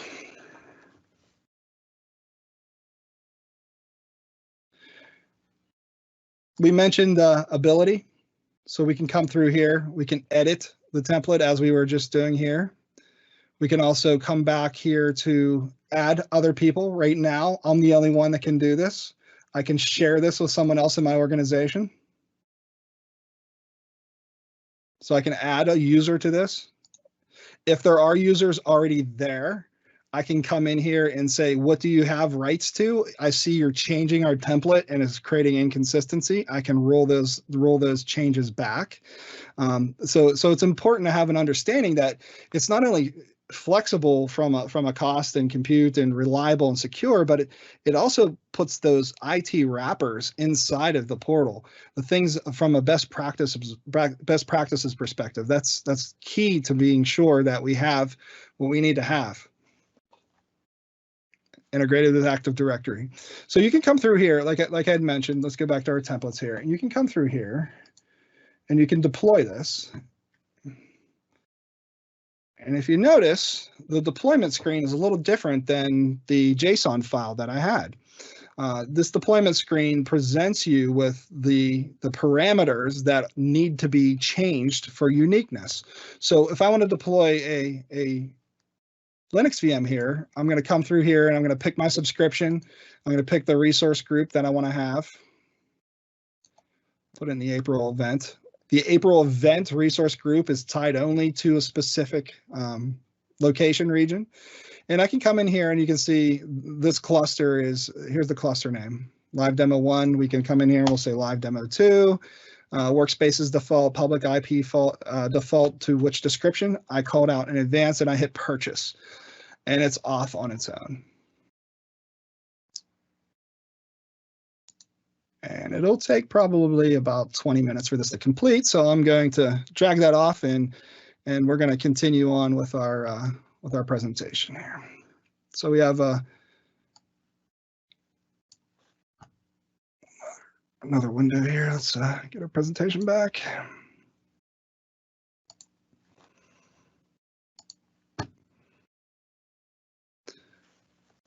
So we looked at a bunch of different ways to move your workloads and data to the cloud. There are specific things around SQL that we didn't really touch on. We kind of went over with a little bit of speed, but there are mechanisms to migrate your workload while keeping things active to get it to the cloud and do cutovers. There's a lot more around that space, and with some of the topics, they are deeper conversations unto themselves. So when we start looking at what's that next bit is the optimize. And when we have projects, the one thing that we always think of is when we walk away, how sure are we that this is going to be good? And this is a good reference architecture. This is an architecture that's going to stand. This is an architecture that gives the ability for this company to scale and grow with it and change technologies easily should new things be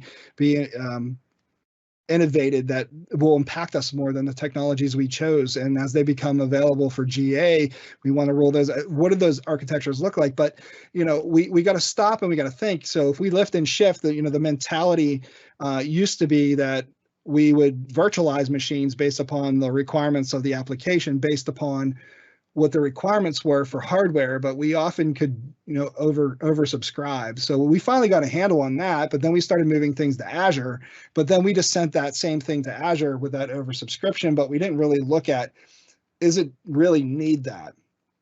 Do we really need to throw 19 or 16 cores and 19 gig database log swap file that's tiered at, SS? Do we really need that? Or is it really a lot less than that? Or maybe is it bursty? Is it something that is like busy during certain times, but not at others? Are there things we can do to not only give the performance that's needed, but we can also draw down cost when it's sitting idle or just, not used? So we need to obviously come back to what we've deployed and look at what's it doing now, and are our users using things differently? Is the fact that it's more available creating extra load and we need to scale resources, or is it not? Or is my web app pool big enough for go live that we're going to do for this new product for our company? And is there things we can do to not crush our systems, to be able to scale out as needed? So this optimization is not just like let's revisit it, everything's good, let's check the box. It's a continuous thing that needs to happen, and we normally try to include some checkpoints along the way in projects when we move things to Azure, not just the lift and shift bits, but the other bits as well, to make sure that we're checking those systems and making sure that things are where they need to go. So obviously we talked a lot about the security bits. Security Center is huge. There are things with Sentinel, which is another thing that Azure product that makes a lot of noise recently, and it's actually really cool to see Sentinel at work. It's a shame it's very well, but it integrates with all the other bits like Security Center. Azure Backup. I like to say Azure Backup and Site Recovery. I really don't like just saying Azure Backup because there is another bit that should be thought of. So Azure Backup, yes, we can target our things, our cloud to cloud, our on-premises or colo to cloud, other clouds to Azure. We can have Azure as that target. Though it's worth saying that when we think of business continuity, having your data backed up is disaster recovery stuff, right? So if we want to keep your business working and keep things optimized, when those solutions become unavailable, what are you going to do? And the choice we normally say is site recovery. And then again, I'm going to delay some of this log analytics conversations for Josh, who will be speaking up here next. So here's some TCO information. If you need information or you need calculations to find out if it's valuable from a return on investment in TCO, reach out to us. We're here to help you. Obviously, there's things that help along the whole journey. The one thing that is huge is cost management.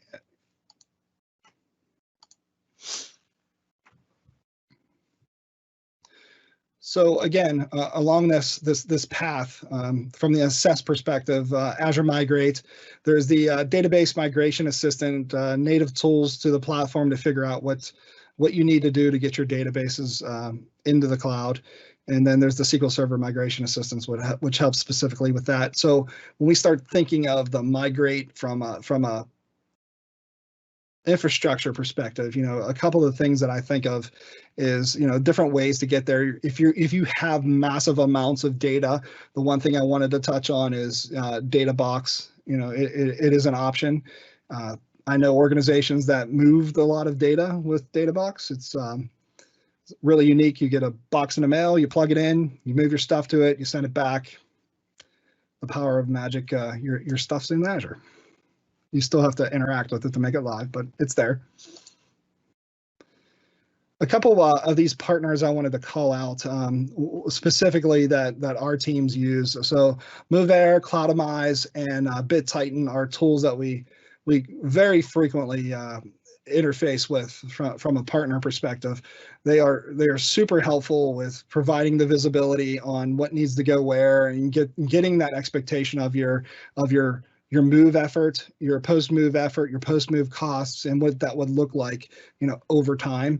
And again, with some of these tools like BitTitan, it makes it super useful to move that data with these tools. So we can obviously help you out with driving that effort to get there. The one thing I just want to call out real quick is that Microsoft enables organizations so much, and we find it refreshing that they take the time to enable and give information to users. So and executives too as well. Across the whole work spectrum, there's information targeted so that they're informed and can be self-sufficient. And we find it refreshing when we interface with a business that took the time in advance to say, okay, I understand, the concepts, I understand the need, I understand the value, and this is what it means to us as an organization.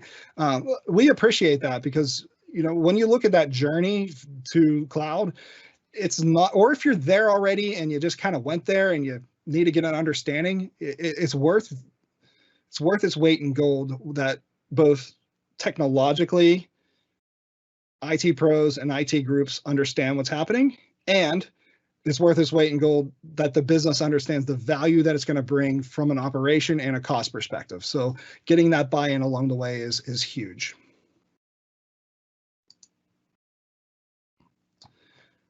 So a couple things. We obviously can do a lot of the standard workshops, business case planning, AOD. There's different things we can do to help with your migration. More importantly, what we like to do is we like to offer this information to you and have you, come to that conclusion that you need that. To me, that's most important, is that we give you the tools through events like this and through partnerships and information, even from a Modern Workplace, Microsoft and Office 365 with Robert Gates and next with Josh, giving that information to make you as productive as possible. That allows, bandwidth for us to be meaningful to you in ways in which will get you to that next level. So we looked at a lot of the why. We looked at a bunch of the how. The question I have is, what's next for your organization? What's next for you to go that next level once you're there, or maybe to dip your toe in the water? One of the things I find valuable is starting off with a small workload, like monitoring or reporting, or some sort of a mechanism in which we want to get your feet wet. So as we had mentioned earlier, I wanted to touch on some of the questions that we normally get from some of the customers. And one of the number ones, and I think I touched on this kind of ad nauseum, but we're going to go there anyways. So my application is so unique and custom that's impossible to migrate. What can we do? So we hear that all the time, that it happens more often than not. We are so unique, we can't do that. So I challenge that all the time. So we talk through all the different ways in which things can be done. So obviously, if your application is that unique, you fit into that rebuild space, right? You can redo your app. But if we also look at it at its core nativeness, or native problem is your app doesn't go there, you can lift and shift it. You can move it there. There's not a reason to not look at that. To stop and say that we put all this investment into all this customization, it can't get there. It doesn't make sense to us to take that stance without probing why. What changes did you make? Why is this so unique that it can't be in the cloud? That application is so business critical. We understand that, but let's make it not infallible, but impenetrable. Let's harden it with security. Let's move it to the cloud. Let's get visibility into how it's being operating with Monitor. One of the other ones I had, and I mentioned this earlier, custom port of Linux, can it be moved to Azure? So from a development perspective and from a larger organization, you see a lot of Linux. So CentOS, CoreOS, Debian, Oracle Linux, Red Hat, SUSE, OpenSUSE, and Ubuntu. There's various versionings of all those flavors that are fully supported inside of Azure. In fact, if you ever go to, which we'll have to wait till next year because all the events are virtual this year, but if you ever go to a Microsoft event and it's one of the broader events, you'll see a lot of people walking around with Microsoft Hearts Linux. They actually do. They put a lot of thought into making sure that it works. They had in the past with, back in the day with Hyper-V, they've included support so that we can inject things. Red Hat is a big partner of Microsoft. So yeah, yes, they're the ones that are supported. So one of the other ones that I really find compelling when I'm asked this, or this statement's made, is we're already in Azure. It was easy. We're in maintenance mode. What else is there to do? So obviously it's vast. There's so much that we can do inside of Azure. There's so much that we can do from just an operations perspective, operations management and visibility and the monitoring and alerting. That alone is an untouched area for a lot of organizations. It makes sense for us to say, okay, you're in maintenance mode, but have you optimized? Have you taken the time to look at some of the other offerings like Azure Arc? Because you're not just in Azure, maybe you're in AWS too, and Azure Arc manages across both of those clouds and on premises. So, we always stop and say that, okay, you just got it there. That's usually not enough. We want to continuously improve ourselves, and we also want to continuously improve our abilities. So, The other thing I just want to tag on to is a lot of pushback occurs, and people ask or make the statement more than ask the question when we're engaging with a business. The statement is we just don't have the people that know that or can do that. So the approach I take is technology first. Let's build the people around the technology to support that technology. You're going to enable your people. Now's the time to enable your teams, to enable your people, find those leaders, find those people that are willing to move forward and get them involved, have them spearhead and take on small workloads and enable and build them, and they'll become more comfortable with the platform. They'll become more comfortable with a new way of interfacing with code and data centers and infrastructure as code from an IaaS perspective, from a platform as a service perspective. That transition is enabling new tool sets and changing maybe some process, moving from Bitbucket to GitHub, and maybe integrating with VSTS, and then eventually Azure DevOps. So there are paths for your people, and your people will feel enabled by that. In the mind of someone who has led people in the past, there's no greater thing than to emphasize the importance others on your team bring by enabling them and giving them the opportunity to succeed. So that being said, I'm ready to toss this over. I mentioned quite a bit here about Azure Monitor, and there's some things around monitoring and alerting that we want to talk about today. So Josh is up with his presentation here on Azure Monitor. How you doing, Josh? I'm doing well. Thank you for having me here, and thank you for that just plethora of information, as you, Robert Gates, as well. Excited to be here today. Virtually, of course, but talking about one of my favorite topics, which is Azure Monitor. I've done a number of these sort of similar presentations in the past, from small business all the way up to enterprise of many different sizes and varieties. So I'm excited to talk about this today. I'll go through some slides, and then we'll give you some demos of what this system actually looks like. Jump on in here into the slides. Okay, so what we're going to talk about today is, what is Azure Monitor? I think a number of customers of Azure have Azure Monitor, have heard about it. Maybe you're doing some basic workloads, but what really is it? How powerful is it? What can you do with it? And how can it integrate with just maybe some SIM tools or third parties that you already have? So we're really going to break it down into four key areas, collection, visualization, response, and then integration and or export. And I think that last one is where a lot of people end up getting hung up. This is flexible. You can export your data, you can import your data. How does all that work, and what makes sense? So starting with the obvious, what is Azure Monitor? And it's kind of what it sounds, and Mike and Rob both kind of hinted at it. It provides visibility into your workloads in Azure, and also in Office 365 as well. So visibility into four key areas: the activities going on within the Azure environment and the Office 365 environment, your performance metrics, your health, and your availability of the systems you have. And also it gives two types of telemetry that are very distinct. One is metrics and one is logs. And we're going to talk pretty in depth about the difference between those two.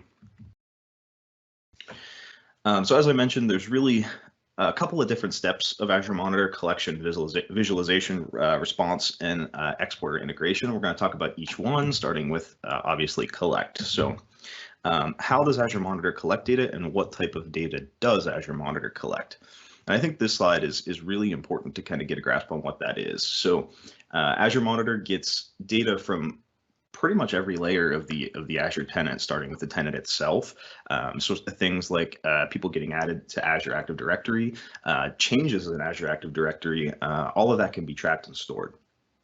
Next, all the way down to subscription, resource, application, and then even guest OS metrics. So your Windows client, your Linux client, sort of the metrics that are going on inside that VM in Azure itself, that can be piped into Azure Monitor to really give you that single pane of glass. And then what's not on the slide that I want to touch on as well is things outside of Azure. So how is the Office 365 platform running? Is there any outages in Teams or Planner or mail, while rare, can happen, and obviously your IT team needs to be notified of those sort of events. So as I mentioned, one of the biggest things to understand when you're starting to talk about Azure Monitor is the difference between metrics and logs. And the difference is kind of unique, and it's pretty easy to get a grasp on it. They interact with the two types of data differently, so it's important to understand the differences.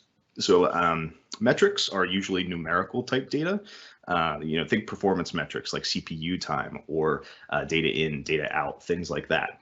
You can see on the left-hand side of the screen here what those metrics look like. Note they're usually graphical, right? So it's data, it's points in time, it's numeric.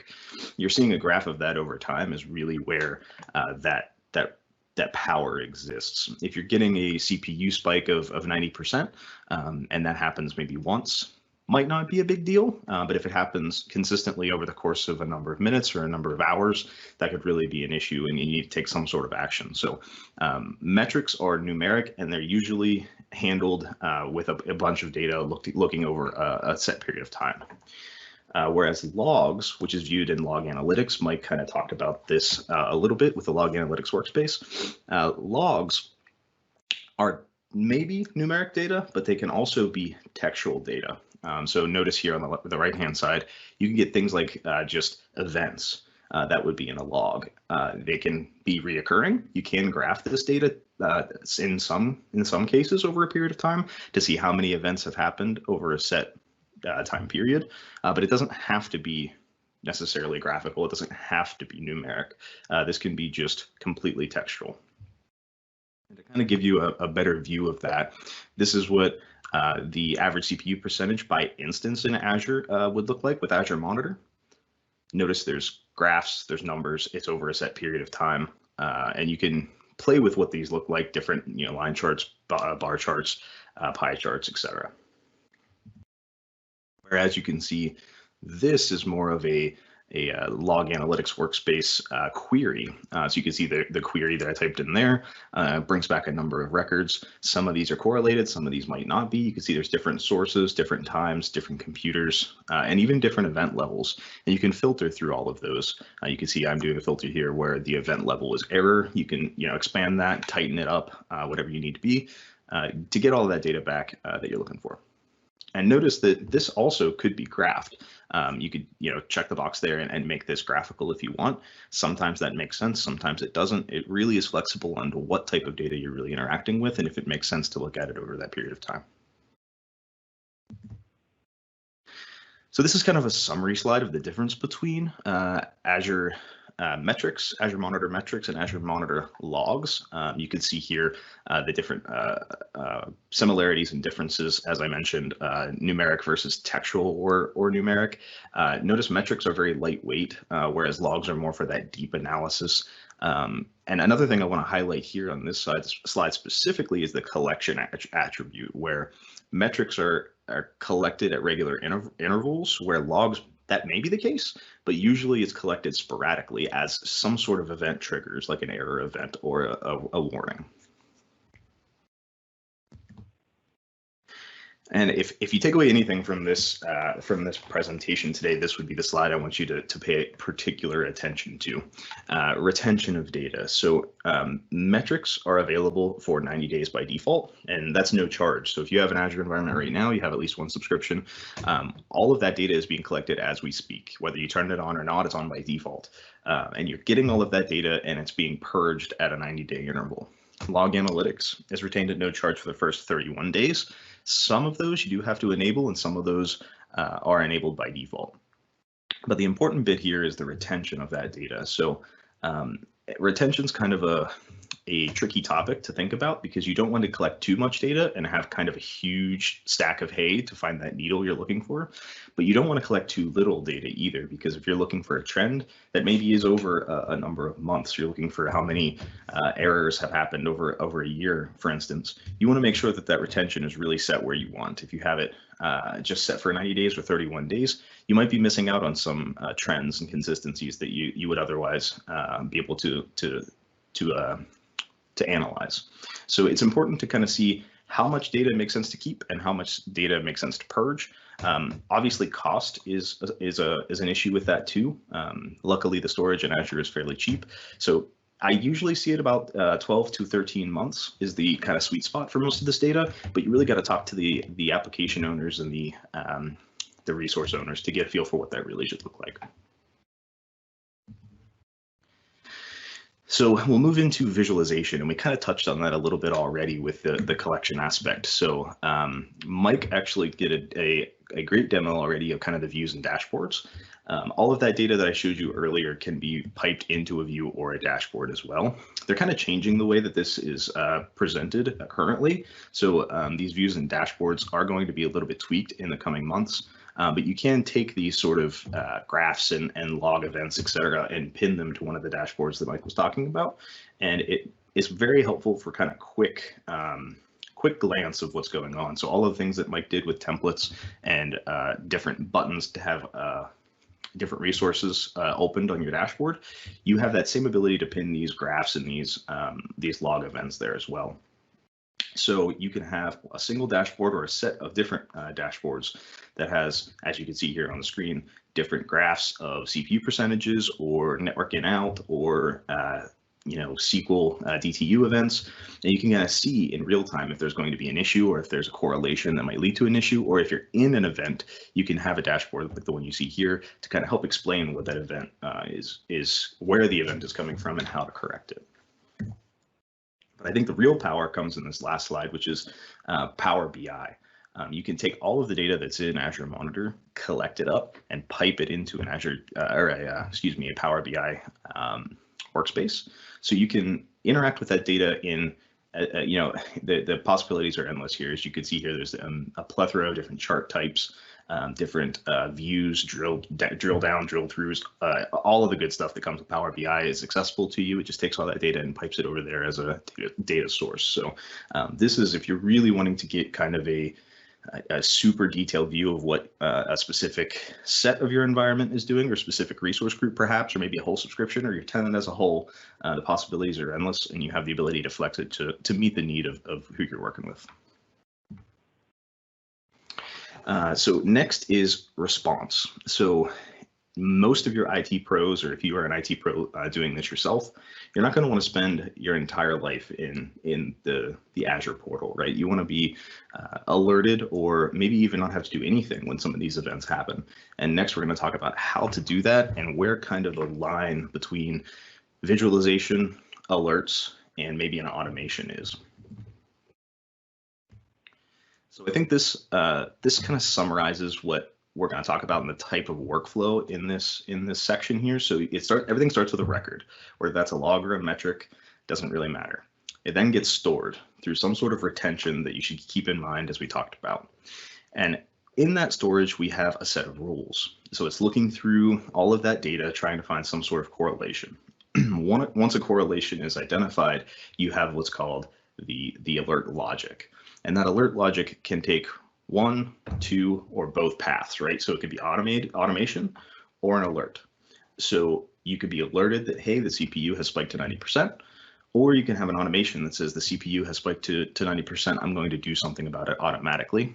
And then finally, you could have that automation plus an alert, and the alert could say something different, like, hey, we had an event, the CPU spiked to 90%, I went and added another instance, we're now at 40% or something like that. So the possibilities are endless here as well, which is kind of the power of Azure Monitor. You have the ability to kind of flex and bend to kind of really meet your organizational needs. Think about the storage on this slide here as kind of the hay, right? You're piling up hay into your haystack. And the rule is what's looking for the needle in that haystack, and when it finds it, it triggers that logic. So the last two on the right, what do you want to do with that needle once you found it? Do you want somebody to go tell you, hey, I found it? Or do you just want to go put it in a drawer that it belongs? That's automation. Or do you want to do a combination of both? Put it in the drawer and then go tell somebody you found it, and then move on. So this slide is really kind of a summary of what we're going to talk about, and I think it's an important one to keep in mind as we go forward. So when you're talking about alerts, things are kind of grouped into something called an action group. You can have separate action groups for really as many as you want, and they're stored in a resource group. You can see here on the slide, the required fields when you're creating an action group is simply a name, a short name, where the subscription is it's going to be stored, and the resource group it's going to be stored in. And I think the power of this slide is on the left there, the action options. So you have the ability to send a good old-fashioned email, an SMS, push notification if you have the Azure application installed on your phone, iOS or Android, or a voice call. You can actually have it call your cell phone, call your office phone, and tell you some sort of message that you can set. But I think really the next couple bullets are where the power really exists. You could trigger an Azure function, you could trigger a logic app, a webhook, ITSM, pipe it to an ITSM solution, or run an automation runbook. This is really where the opportunities are expanded to maybe post a notification in your Teams channel, kind of linking into Robert's presentation earlier.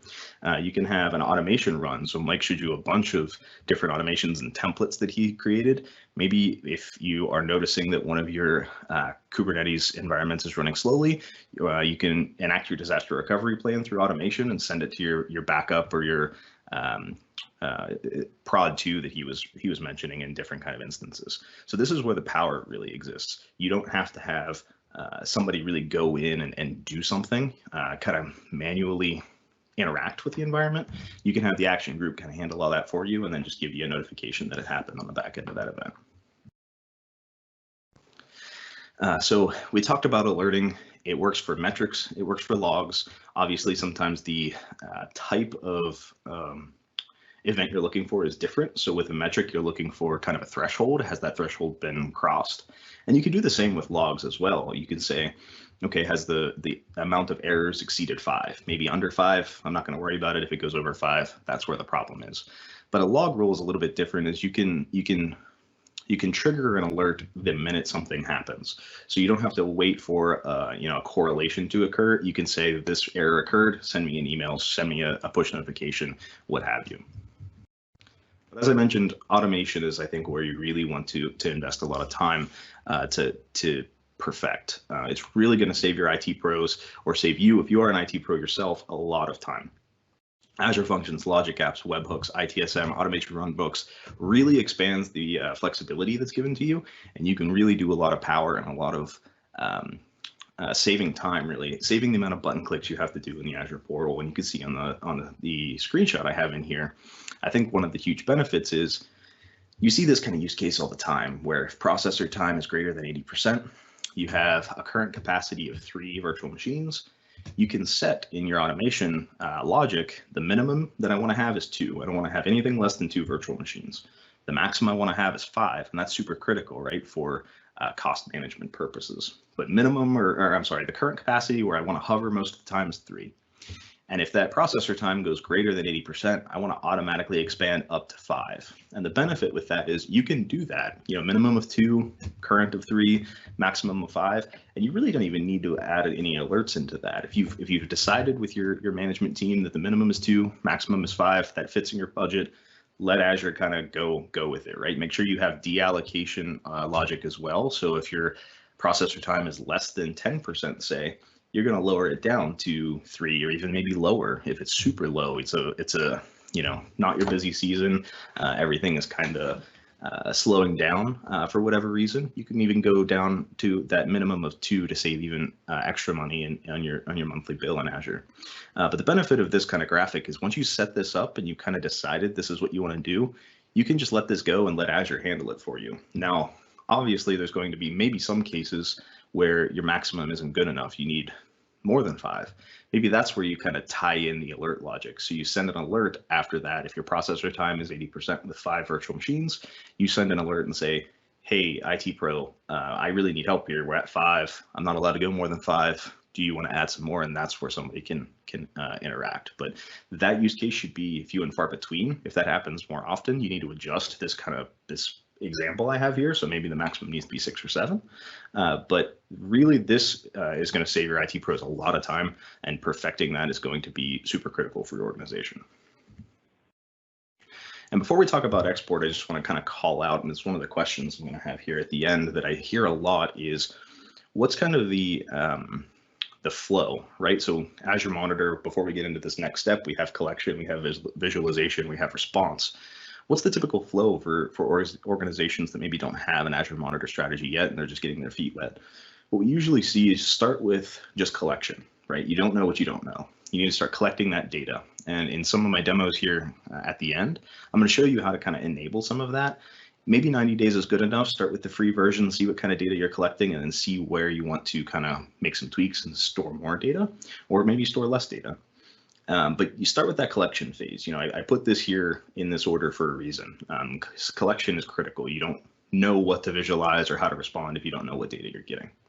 Next, look at that visualization layer. It can help you do kind of trends, right? So do you see trends on certain time periods? Maybe over the weekend, things dip. Maybe on a Wednesday, things spike. You want to see what that logic or what that typical flow looks like. Once you have that down, you move into the response phase. And the response phase, as I mentioned in that one slide, kind of branches where you have alerts and you have automation. Definitely start with alerts. You don't want to start changing things with automation kind of willy-nilly. Start with that alert and see when things are triggering. See if it's triggering too much. You don't want to have a boy who cried wolf scenario happening. But if you have that sweet spot with alerts, then you can flip on some automation triggers and then kind of roll back your alerts as you go.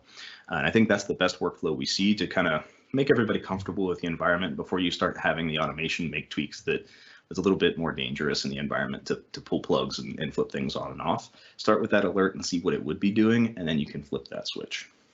And then finally, one of the other questions I hear all the time is, I already have a SIM tool or an ITSM tool. I don't really need Azure Monitor. I don't know what the point of this is. I don't care if it's free, all of those fun things. The benefit of Azure Monitor is, and kind of Microsoft's philosophy over the past couple of years is, they're trying to be open, right? They don't want to hold you into a specific Microsoft product or what have you. You can use Azure Monitor alongside an ITSM or SIM tool, whatever it may be, and pipe that data into that tool, or take the data from that tool and pipe it into Azure Monitor. It works both ways, and I think that's something that some organizations and some IT pros don't realize. This is not just you could pipe data into Azure Monitor and have Azure Monitor be your single pane of glass. Obviously, we find that to be super helpful because it's in the environment and you're flipping those switches in the environment that it exists. We usually see a faster response time and more options with that. But if you have an investment for one of those tools on your own already, you can take the data that you're getting from Azure Monitor by default and pipe it into your tool that you already purchased. Both ways, doesn't matter. And you can pipe as much or as little data as you want. So we're going to talk about that a little bit here today. So event hubs, logic apps, and APIs are the three real options to do that. So with event hubs, you can take when something happens, pipe that data into an event hub, and then pipe it really wherever you want it to go. Same with logic apps. You can say when something triggers or when something occurs and the alert occurs, fire off a logic app that can pipe it to any of the current available logic apps, and that list grows every day. And then finally, if that list isn't quite extensive enough for you, you want to pipe it somewhere specific, maybe a homegrown solution. You have full access to those APIs. You can create an application to kind of pull an event, pull all of the events, whatever it may be, and do whatever sort of API magic on your own that you really are intending to use. So in the course of this presentation today, with my section, at least, we've talked about kind of the things that are highlighted in red here, and I'm going to touch on some of the other areas of Azure Monitor as well. They're not exactly necessarily Azure Monitor itself, but they have kind of tentacles that are going onto them and touching them in some way that we need to definitely touch on them a little bit more. So service health is one of those things that I think are super critical and sometimes overlooked by organizations that do have a monitoring strategy in Azure already. It's great to have kind of alerts on if your CPU is getting too high, if your network in out is getting kind of wonky, or your DTUs in your SQL database is getting a little bit high. That's all great, it's awesome. But if the service of that resource as a whole is being affected, that is really something you need to know about. So you don't want to start pulling plugs, you don't want to start expanding your environment if there is a service health issue. And that's where service health comes in. And as you can see in that box right there, create service health alert will save you a lot of headache. Don't start throwing extra CPUs, extra DTUs, whatever it may be, until you see if the issue is at the service health layer. And instead of having to go in here and see if there's any service health issues, planned maintenance or health advisories, you can just create an alert to be notified about that instantaneously. And even more awesome is you can create an alert that's coupled with an automation. So maybe a planned maintenance is occurring. It is going to impact your environment. It's going to impact your environment enough, long enough, or severe enough that you want to enact your disaster recovery plan. You can say if this planned maintenance is affecting this current environment, you can enact your current disaster recovery solution and fail over to a different location, all without you having to do really anything. And then when that service issue is off, or that planned maintenance is off, fail back over. Doing all of that without having to flip any switches at all. Azure makes it really easy with templates and automation, but literally you don't have to do anything. Once it detects a service health issue, it does all that magic in the back end for you. It could be super helpful. One other thing I wanted to talk about today was application insights. So we talked on that earlier slide about how it goes into the Azure tenant, it goes into the Azure subscription, all the way down to the resource and guest OS. But what about your custom built applications that are running on a web app in Azure? Application insights is really where you have the power to take your custom built code and events that are happening in that custom built code and pipe that into Azure Monitor as well through application insights. So the benefit of that is you really get that single pane of glass of, yeah, I'm having a CPU spike, I'm having a SQL issue, but hey, I'm also having a code issue here. All of those can be correlated all at once, and you kind of have that single pane of glass of really what is causing the issue. Maybe it's not a CPU issue, maybe it's not a infrastructure issue at all, could be a code related issue. And this is where you can see all of that on a single dashboard side by side without having to go into multiple different windows or multiple different applications even.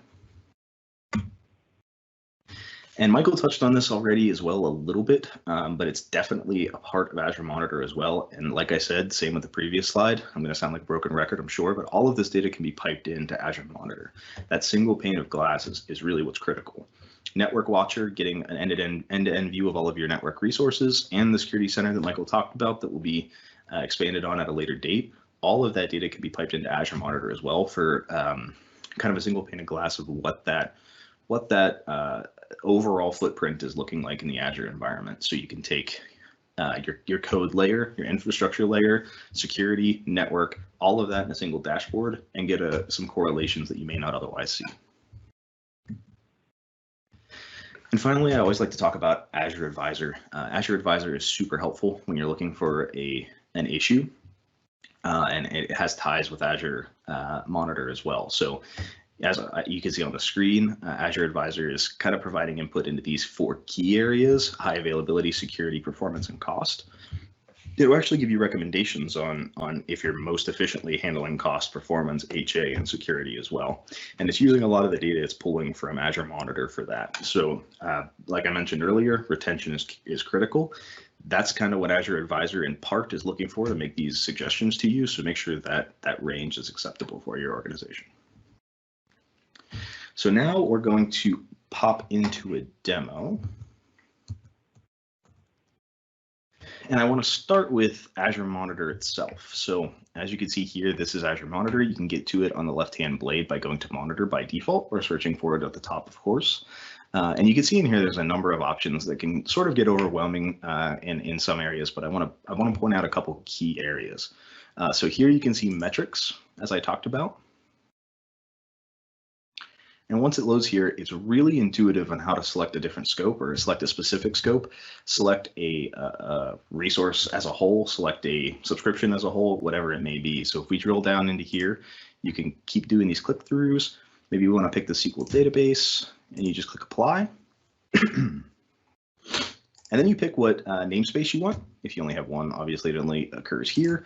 And then you select what metric you're looking for. So maybe we'll look at DTUs used, and I don't know if they'll see any here, but you can see average, max, or min. And we'll drill into some specifics here as well. This is super important at the top right. You can kind of change your time range. So by default, notice the last 24 hours. If you haven't used it in the last day, you're not going to see any data like you do here. But if you pop it up to 30 days, you can get a grander view and see if there's any usage here and any correlations you have here as well. And you can do this for as many different resources as you want. You can change the type of chart you have. You can get a grid if you just want the raw data. And you can pin it to the dashboard as Michael was showing you earlier. And I think something super awesome with this is from here, you can create a new alert rule. So obviously, as I said earlier, start with visualization. You need to see what's going on in the environment before you can make a decision on where you want the alert to trigger. But once you see this graph, and we'll see some specifics on graphs later, you can create a new alert rule straight from here. Similarly, we have logs. So once it loads up here, you'll see it doesn't default to a graph. It defaults to kind of like a SQL-esque environment where you're going to be looking for different types of events. So we'll do the same thing here.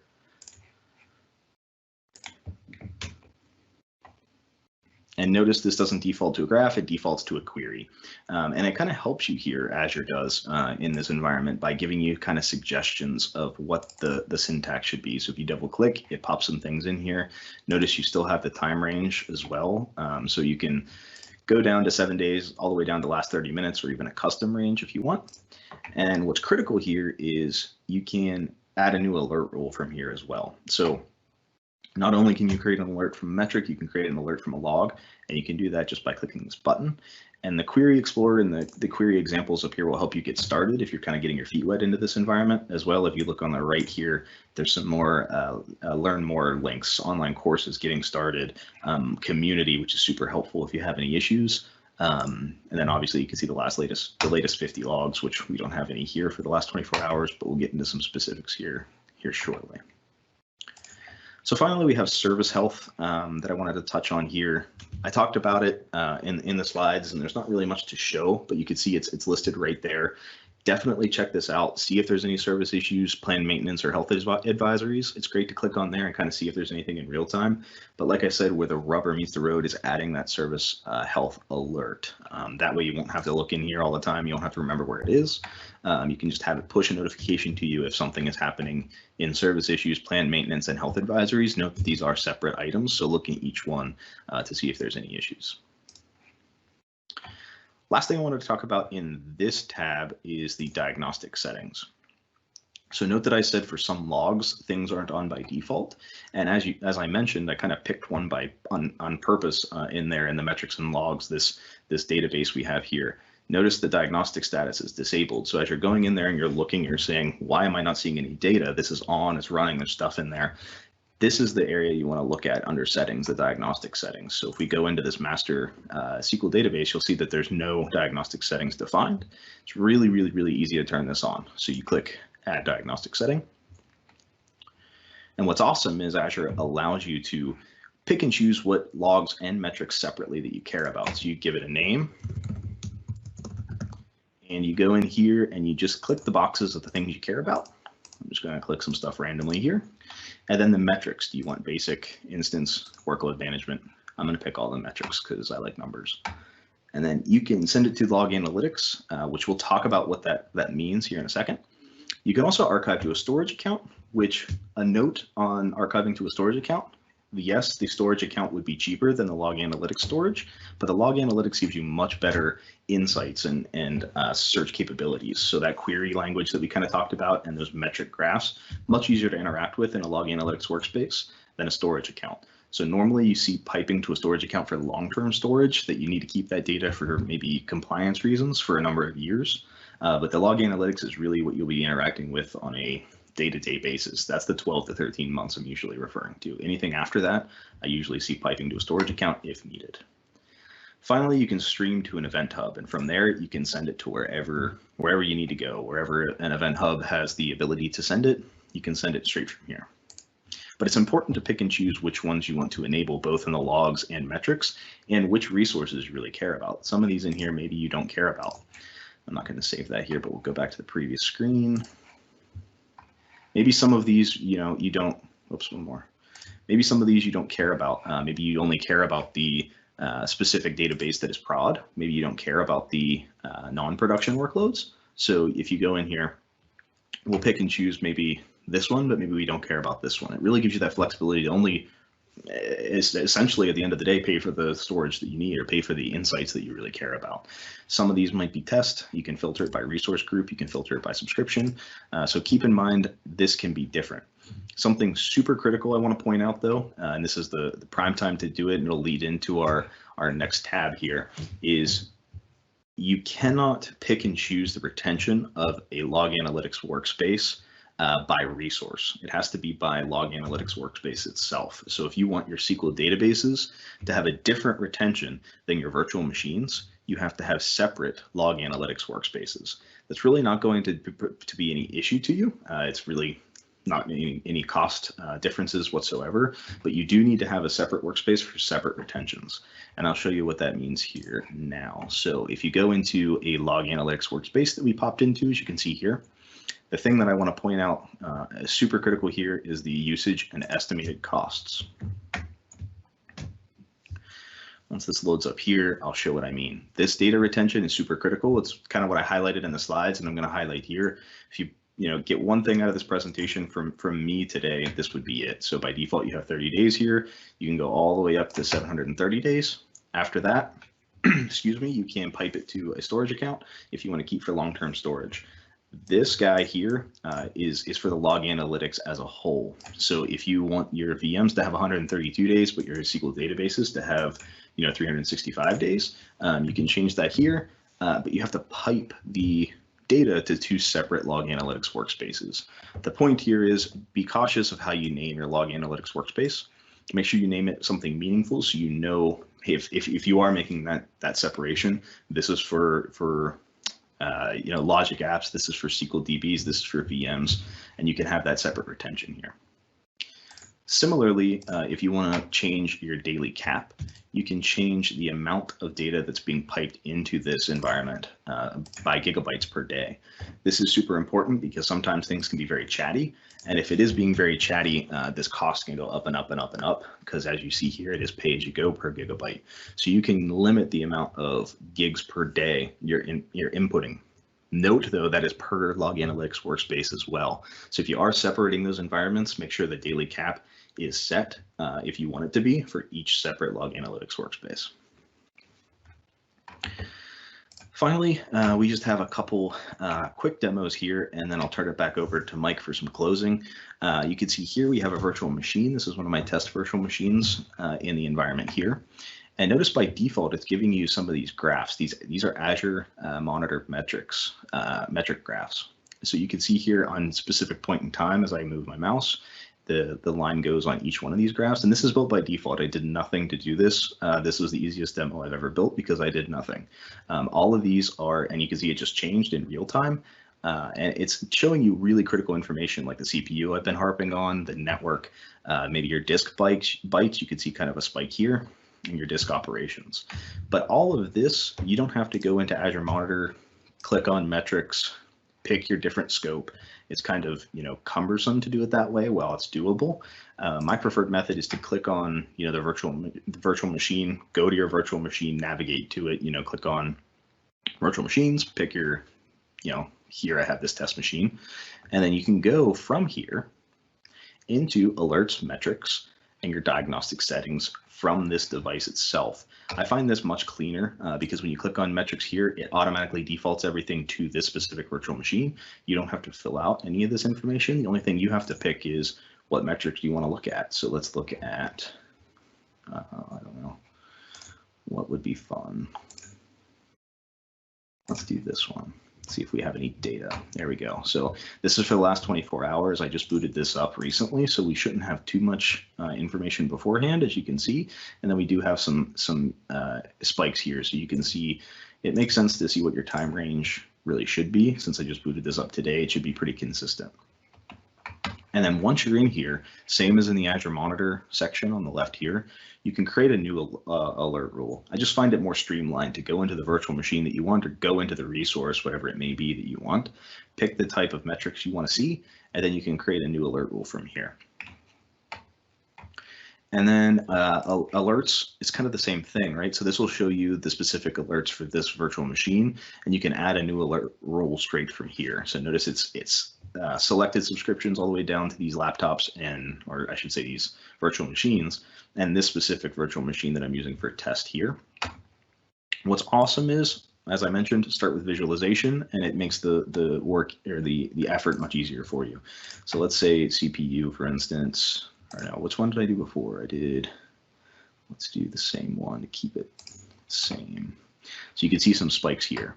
And if you click on this, you can see kind of different times as you scroll along.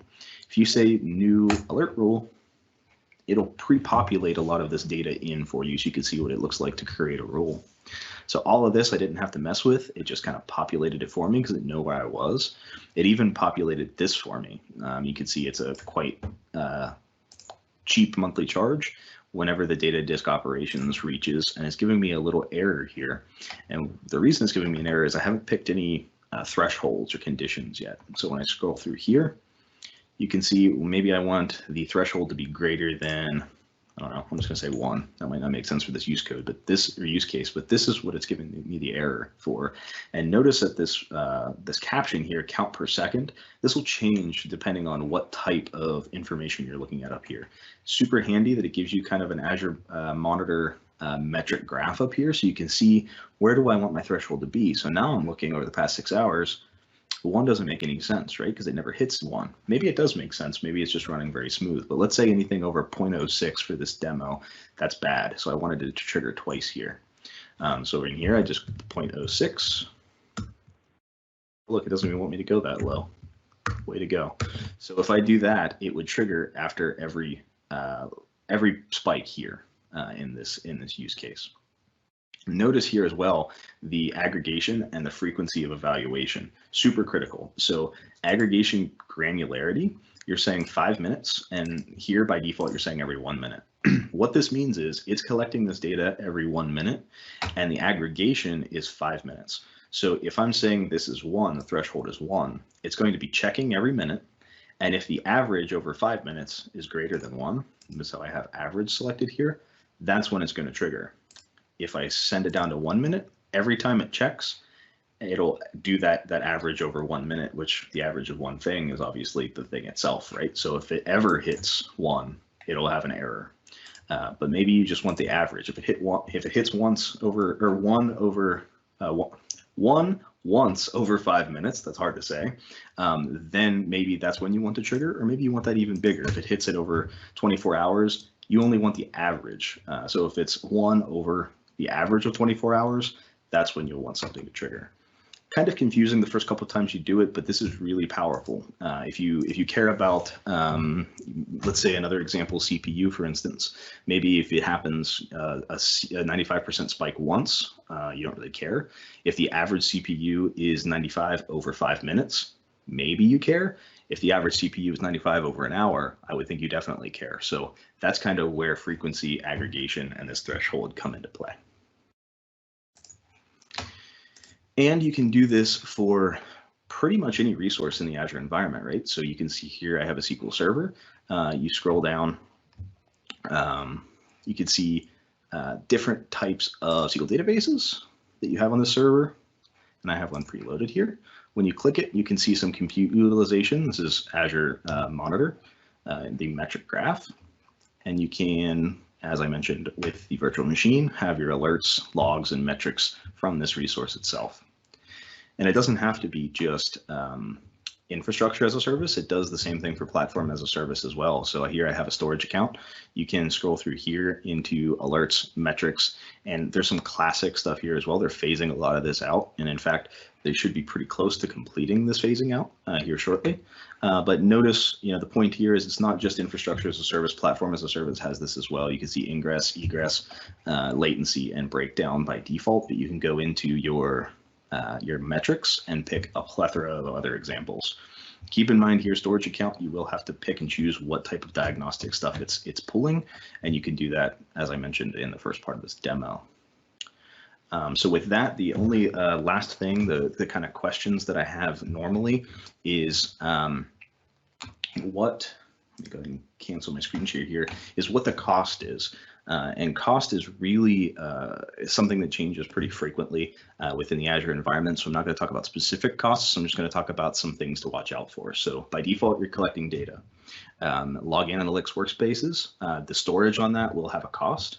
And actually a log analytics workspace is kind of the retention that you get for metrics and logs. So the bigger the metrics, the bigger the logs get, the bigger that storage is going to get, the bigger your cost is. As I note, that's a very nominal fee, but keep them. That's why retention is so important, right? Keep an eye on how much you're pulling in per day. And secondly, most alerts that you're doing is about 10 cents per month per alert. And that doesn't mean every time you get an alert, it's 10 cents. No, for every alert logic that you set up, that's the 10 cents. And that's where some confusion is as well, is, hey, I'm going to get an alert, 100 times a month. I don't want to pay for that across a huge environment. It's for each alert logic you set up. That's currently 10 cents a month, where not every time that alert gets triggered. So that's kind of a gotcha I see as well. And those are kind of the three main questions that I tackled through this presentation as well that I usually see. Hopefully that answered a lot for you. If not, definitely give us a shout. And with that, I'll turn it back to you, Mike.